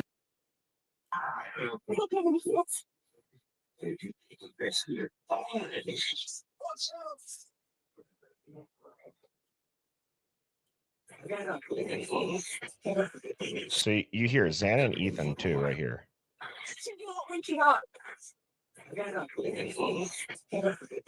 Okay, one moment. One moment. I'm getting help started that way. I hear like a scream right here too.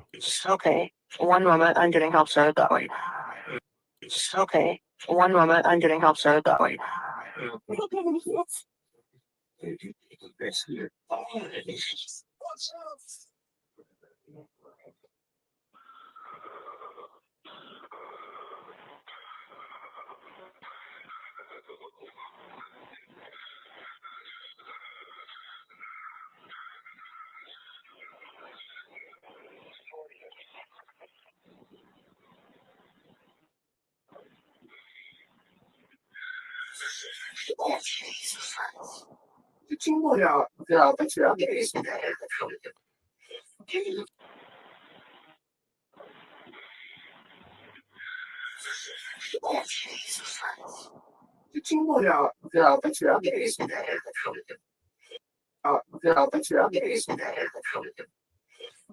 Yeah, they filmed it. Yep.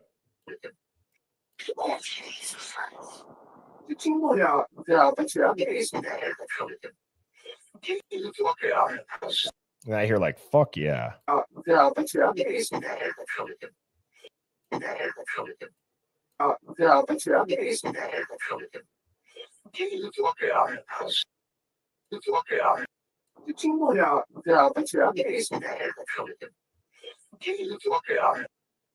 I swear I hear Kaylee. Is Kaylee?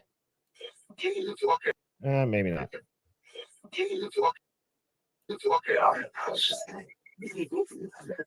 Okay, and how old is she? She's 20. 20, you said? She's 20. She's 20. 20. She's 20.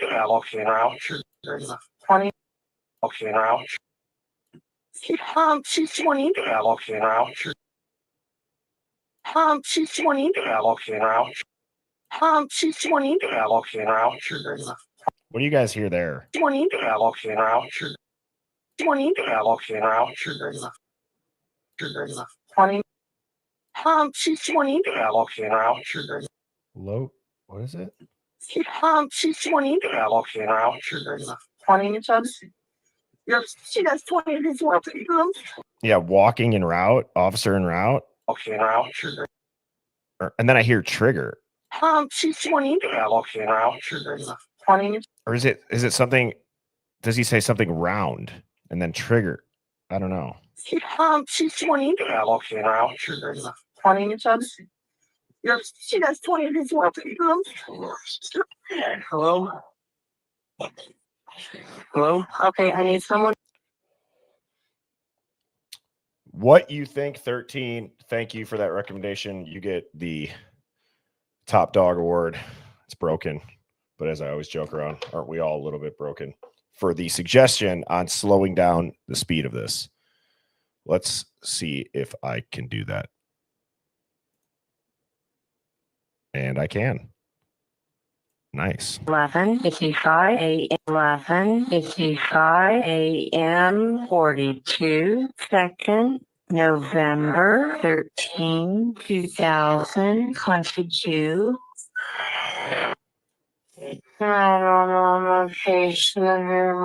might be too slow. 11:55 a.m. 42 second. November 13, 2022. Location of your emergency.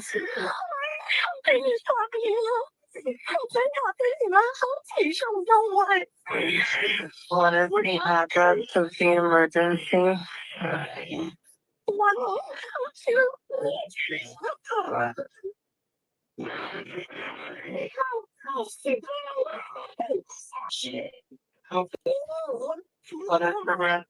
Wow.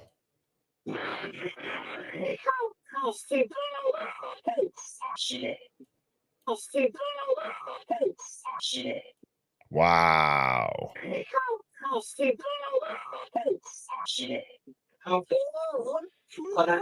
Of the address. Road. Okay. And is that a house or an apartment? It's a house. Can you repeat the address to make sure that I have it right? I'll talk to you guys. We're right? Right here, I hear something too. Right? Right? How is he? Right? Sure that I have it right? Right? How is it? The address to make sure that I have it right? I'll talk to you guys where she was the white shower next to them. I need someone to repeat the address to them. I need to them. I need the white shower next to them. I need someone to repeat the address for verification. The address 1122 King Road. And what's the phone number that you're calling from? Number that you're calling from. Number that you're calling from. Dude, that sounds like he says they're dead. Listen to this. And what's the phone number that you're calling from? Wow. Or their dad. They're dead or their dad. Number that you're calling from.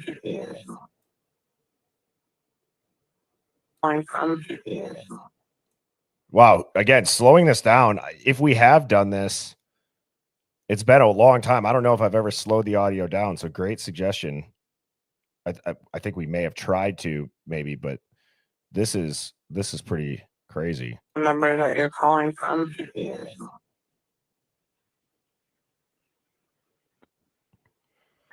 So 3731. I've also never understood that part. 43731 East. Again, we've kind of discussed that, but it doesn't sound like any of the addresses near or around the house, unless I could just be missing it. But I feel like we dove into that.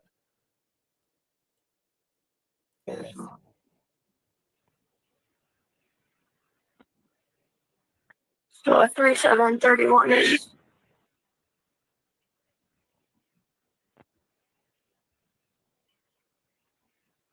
So tell me exactly what's going on. Okay. Somebody in the chat just said, I heard at the start, help, help, she's bleeding. I did not hear that. Let's.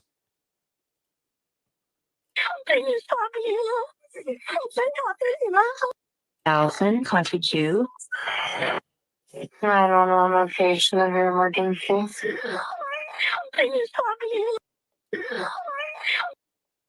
911 location of your emergency.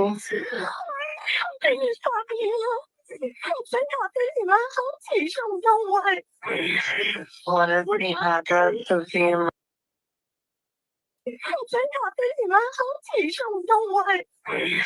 What is the address of the emergency? What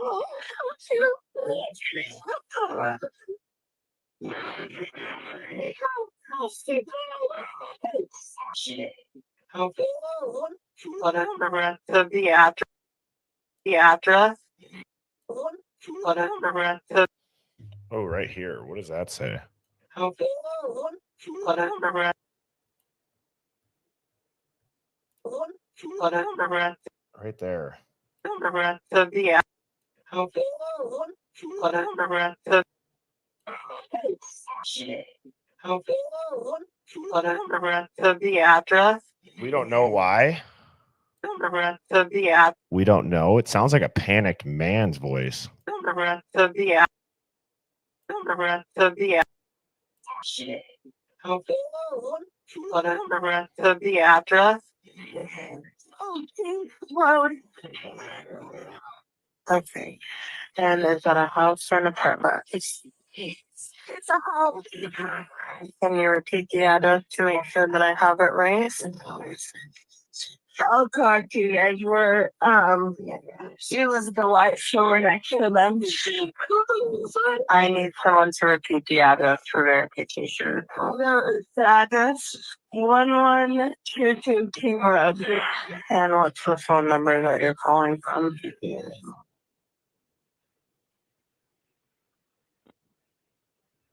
So 3731.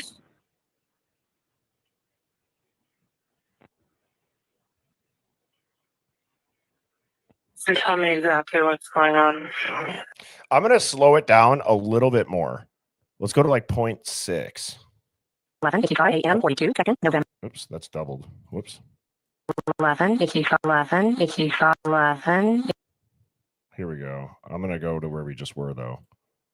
Your house, that's right.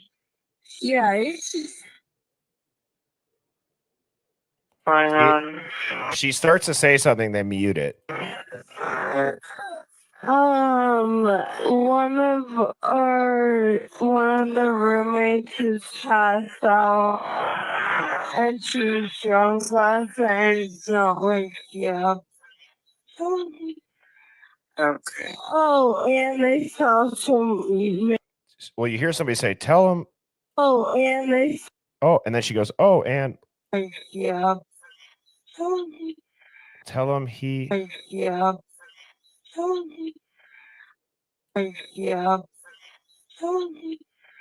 Okay. Oh, and they saw some man in their house last night. Yeah.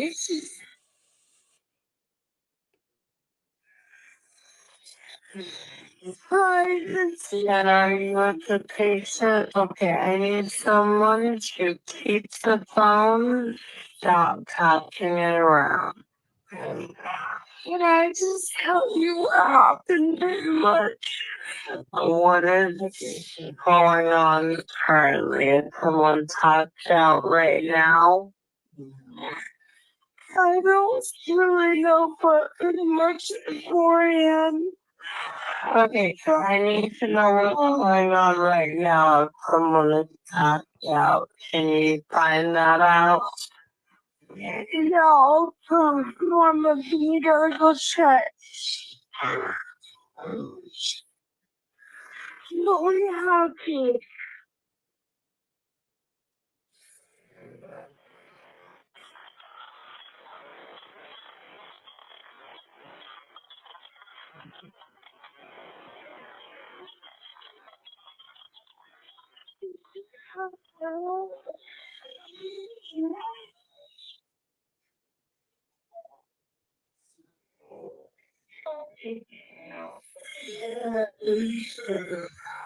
Here's Xana, Ethan right there, but yet it's not mentioned on the call. Why wouldn't you? If they were laying next to each other, see, that's the other part about this too. They clearly go and check, and they go look at her, and you hear Ethan's name right there. Why don't you say, "There's another one. There's a male that's unconscious too," but you don't.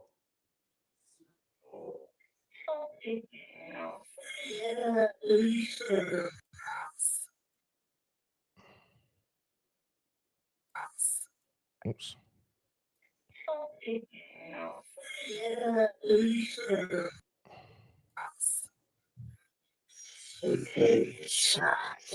That sounds just like that sounds like Steve's voice when he says shit in the beginning. It's the same voice. Wow. I'm so glad that someone suggested to do this at half speed.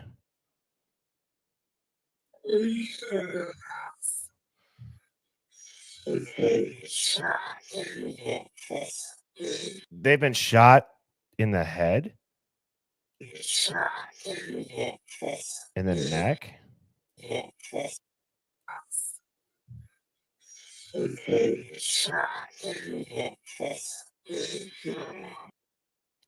That's what I kind of hear.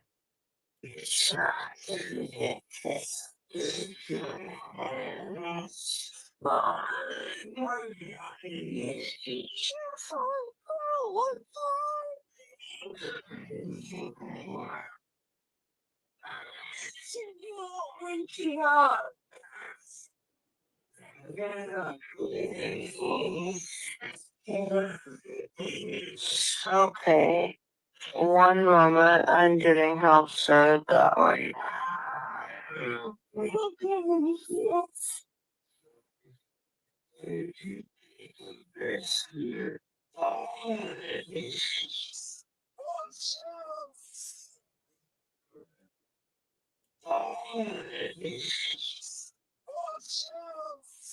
Whoa.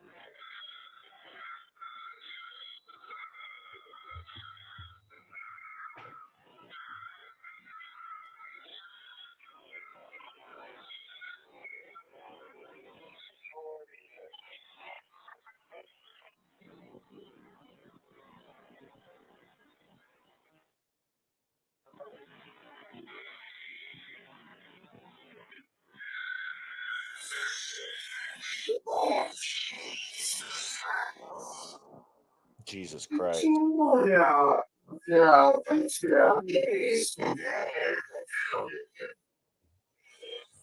want to hear what that part says now that it's slowed down.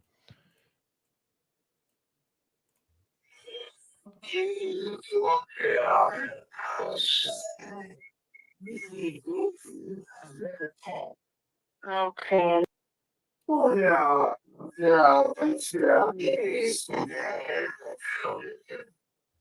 Right there.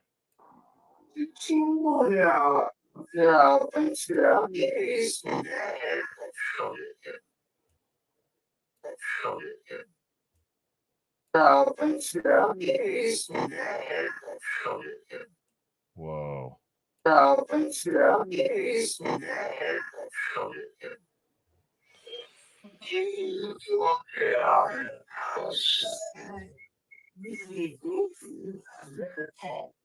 Okay, and how old is she?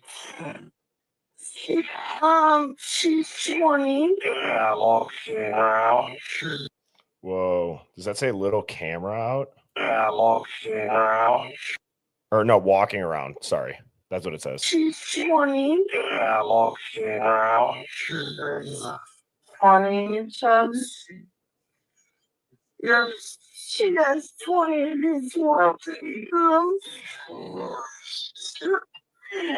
Hello? Hello? Okay, I need someone to stop tossing the phone around because I've talked to 4 different people. Hey, sorry, they didn't give me the phone. Is she breathing? Hello? What the hell is going Is on? she breathing? No. Okay.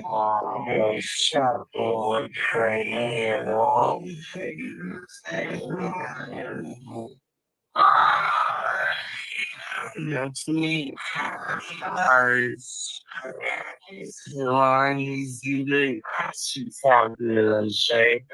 can't talk to this baby. You talk. Hello. Okay. Okay.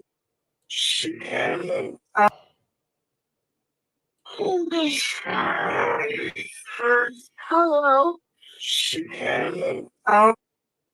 Hello. Okay. Okay. I've already sent the ambulance and law enforcement. Stay on the line. If there's a defibrillator available, send someone to get it now and tell me when you have it. Say that again. Does this say no? That's Maddie in the background. Is Maddie here? Now, say that again.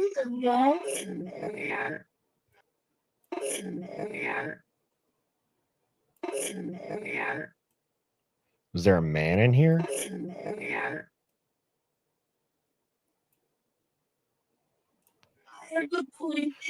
No. Okay. If there's a defibrillator available, send someone to get it now and tell me when you have it. You need to look at me. You don't have to. Also, should you have a defibrillator? Yes, you have one. Are you talking to the officer? Yes. Okay, I'm gonna let you go since she's there with you and can help you. Okay. Thank you. Fine. Okay. 11. Yeah. So, man, that is crazy. There is so much shit going on, and it's already kind of hard to listen to when it's played at normal speed, but when it's slowed down and you hear the hello and the voices, it's just like, again, something something is off. Miss Q just said some of it's reversed. I agree that if it's not a different language that you hear, it could be in reverse. I'm not sure. I tried to play it. I mean, shit, let's see if we can do it. I don't know. Could you guys imagine if we can hear it, if it's reversed? I don't know if we can do that on here.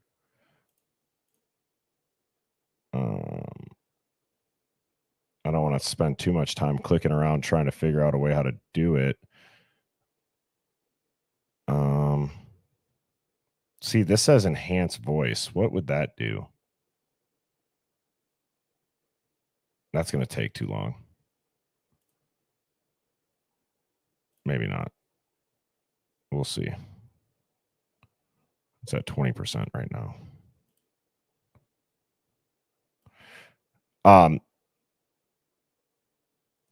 Let me.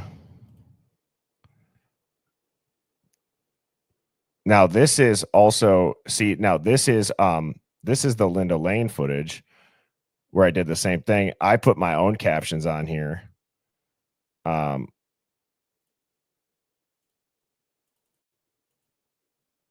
Let's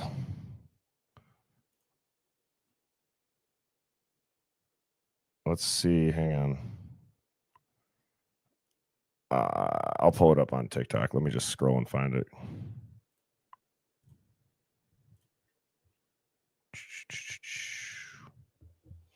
One second, chat.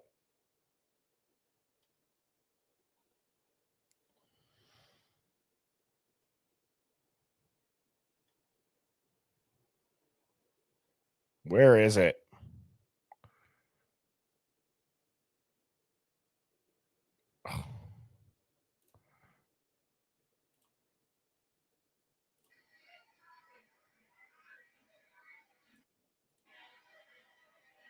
That's too quiet.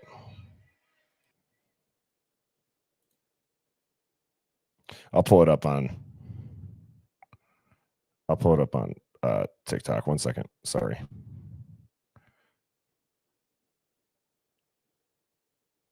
I forgot how far down I have to scroll.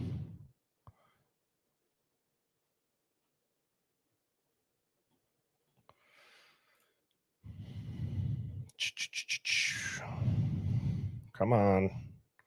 It's taking forever to load. I hope everyone's having a great Memorial Day weekend too. And thank you for tuning in. I know this is not my normal time. Like I said, I usually go on TikTok, but here's the video. Oh my God. I'm done. That sucks. How does that just happen?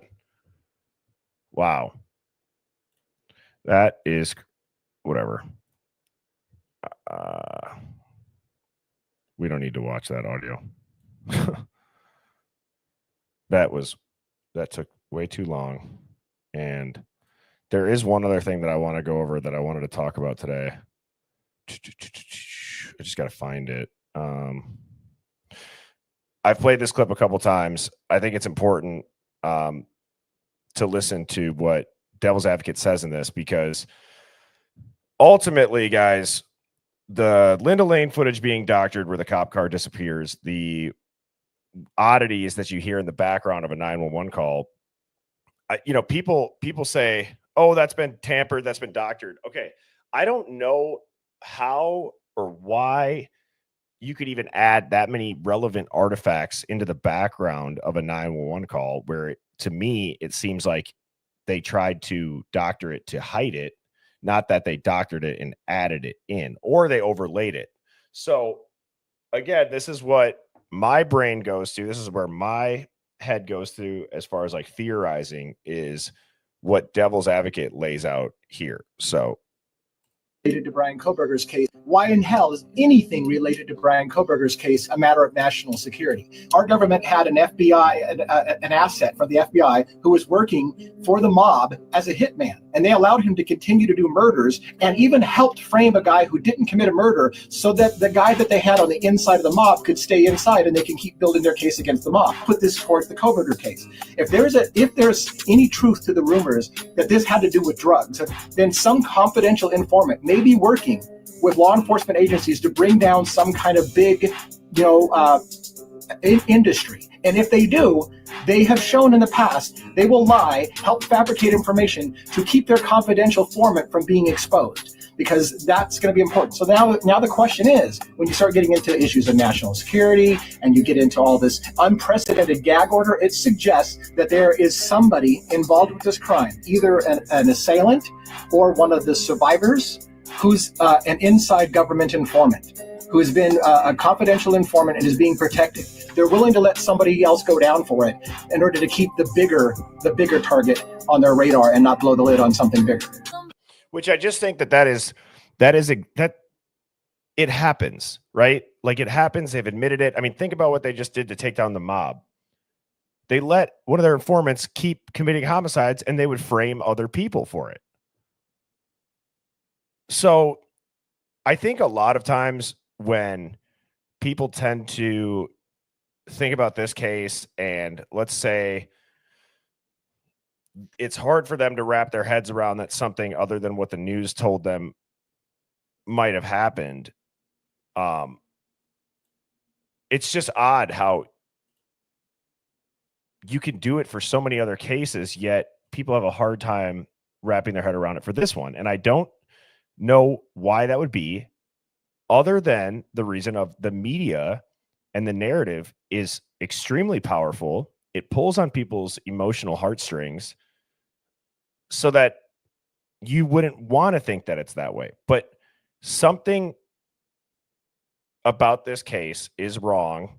That's why the general public, a lot of people talk about it. A lot of people are diving into it and look at everything that has been found. There are oddities. Moscow, no disrespect if you live there, but it seems like that place is a portal to hell, for God's sakes. There is so much shit that goes on in that town that it's just crazy. I've said too, like, it sounded like it was a violent night, even if the murders didn't happen. There's the fight club. There's someone's like, there's axe throwing. There's rumors that there was a cougar on the loose.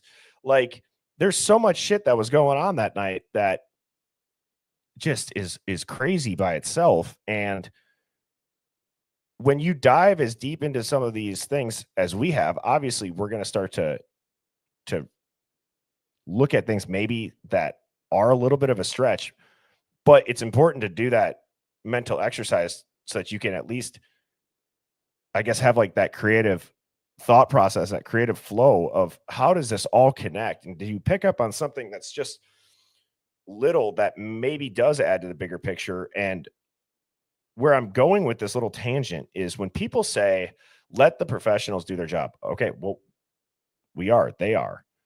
But I'd be curious how many professionals look into stuff as deep as people in a group like this. Like I call it the hive mind.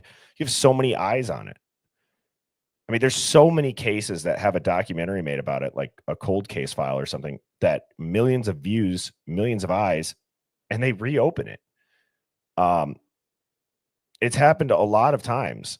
So my gut tells me that Bryan Kohberger is the fall guy. I am pretty sure that Bryan Kohberger had nothing to do with the murders. How he's involved in this, people say the cleanup guy, even that has started to become a stretch in my own mind. That guy this dude does not look like, I look at this guy, I'm like, he doesn't look like he would do that. He doesn't look like he'd be the cleanup guy either. He doesn't, I don't know. So my head truly goes to, he's a patsy, he's a fall guy, he's being framed. I mean, it's so weird that he has this entire time maintained 100% innocence. He's said Bethany's testimony could exonerate him. And her legal team fought the subpoena for that.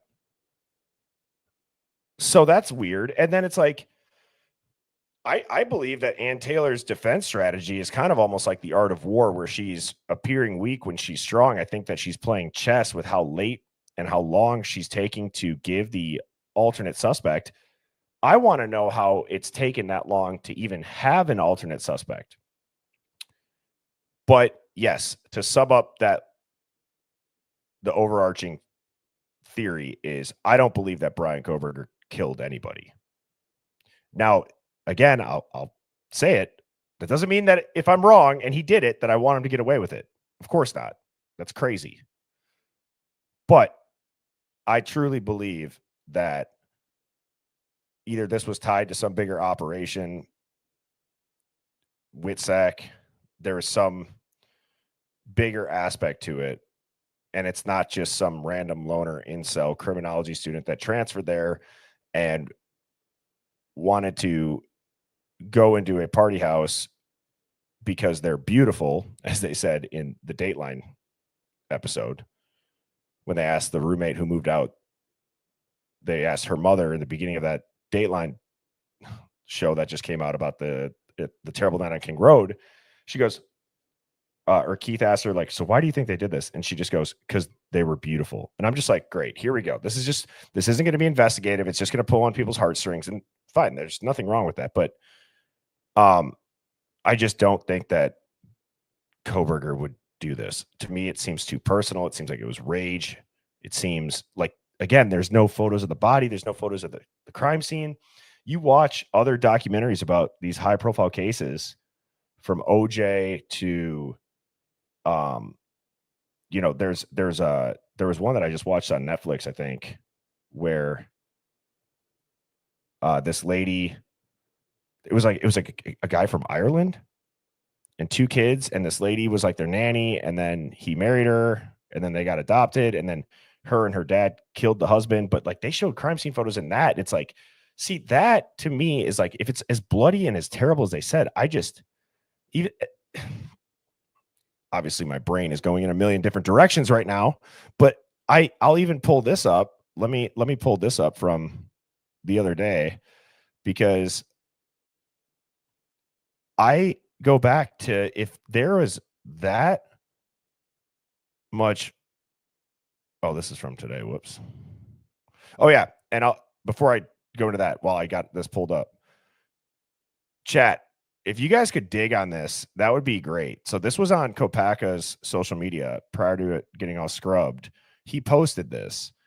It's got coordinates. Now, this is extremely blurry. This is like as clear as I could get it, even for myself. But I'd be curious as to what this would be about. Because again, I said in the beginning of the stream, I don't think that anybody, especially him, would just post this for any other reason. Like, was he trying to tell somebody something? Was, you know, this goes along with kind of that weird eye picture as well that he posted. But I wanted to show you guys this too, going back to the crime scene. And that is, oh, come on, dude. Where is it?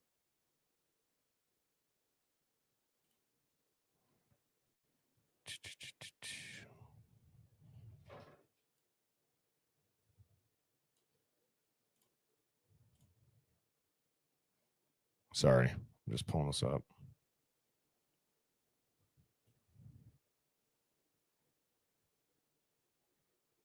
And if you don't know what I mean by the eye photo, here's the picture of it. I've always said that there's a photo. There is something in his eye here.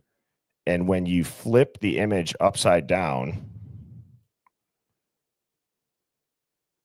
look at what appears.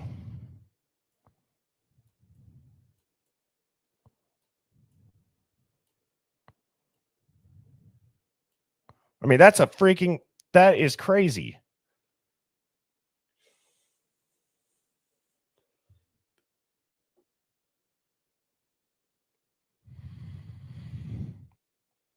So I don't know. It looks like you got 2 people standing over here. I'll make it bigger.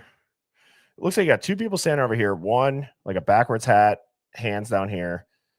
Another person leaning in. This, we were saying, kind of looks like dude from the food truck a little bit, but it's just odd.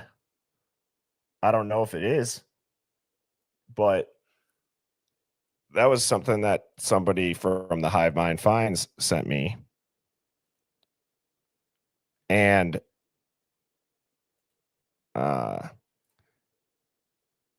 I wanted to try to pull this up, though, because it's important if I can find it. I forget which broadcast or which stream I did it on. I hope I didn't delete it. Maybe I can add it back in quick. Maybe I got it here. Oh, yeah, perfect. Look at this, too.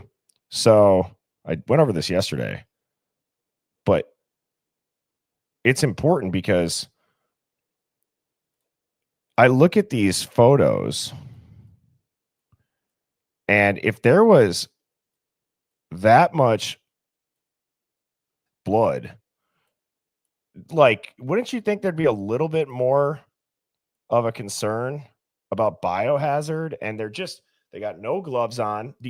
Oddly enough, the only person that's wearing gloves is holding a suitcase where the name on it is Steve G's name. And so anything else, though, it's like, think about this crime scene, how much mud and water and snow would get tracked in there. Wouldn't you be worried about biohazard if it's as gruesome as it is? I mean, it would be everywhere. So I don't know. That's always been odd. Like I said, if you got rid of the crime tape and like, let's say you couldn't see their badges, I'd be like, these people are just moving out. They're helping their buddies move out for some pizza and beer. Like, I've dove into as well, if you're just tuning in for the first time, this North American Relocation Services. I looked into their parent company. It's SARVA, SARVA. They hold a Schedule 48, which allows them to move law enforcement assets and other federal personnel. I don't know when I've ever seen the local PD move victims' belongings out of a house. And also, it's odd, too, that it's not just the victims. You got Bethany's name on this. So that's very weird. I just don't think that is a normal occurrence. So there's so much stuff that's so weird about this case that I don't know if we're ever going to know what happened. Let me go also to this. What was this? Oh, yeah. I mean, somebody got a pretty clear shot, too, of what is on the phone here. See, I think that this screen is the photo screen on an iPhone, where I feel like it would say, like, see all photos, recents. That's what I think. And, like, this is like the collections, like it would have, like, I don't know, like, but I don't know. I mean, people have said it's a stream.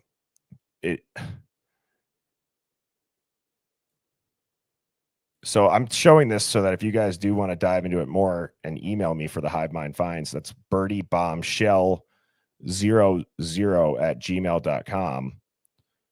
I've been getting sent some pretty incredible stuff. This was when we were looking into what pops up on the top of the Elantra that was on the Dateline episode.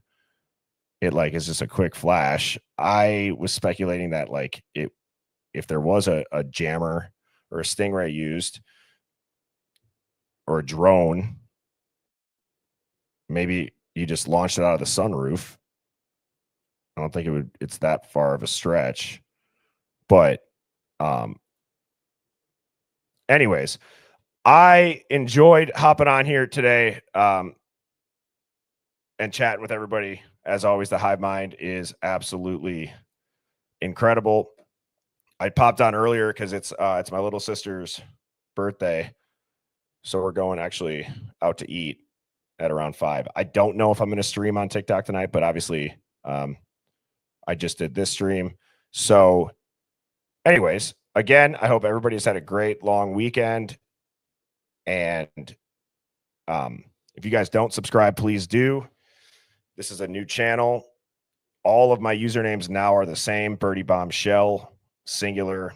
And if you were tuning into the Sammy T Mafia episode, I said this yesterday, that internet connection or whatever was happening on TikTok, we were like lagging so bad that I'm working on just like clipping the parts that aren't lagged, which is really not that much. But and I'll try to get that up. So that's why that stream hasn't been uploaded. It's because it was just so glitchy. But anyways, that is all I have for everybody today. I go live weeknights, 7 p.m. Central. Obviously, this is different because of the holiday. But thank you for tuning in. And I hope that you all have a great rest of your day. And I will see you soon. Cheers.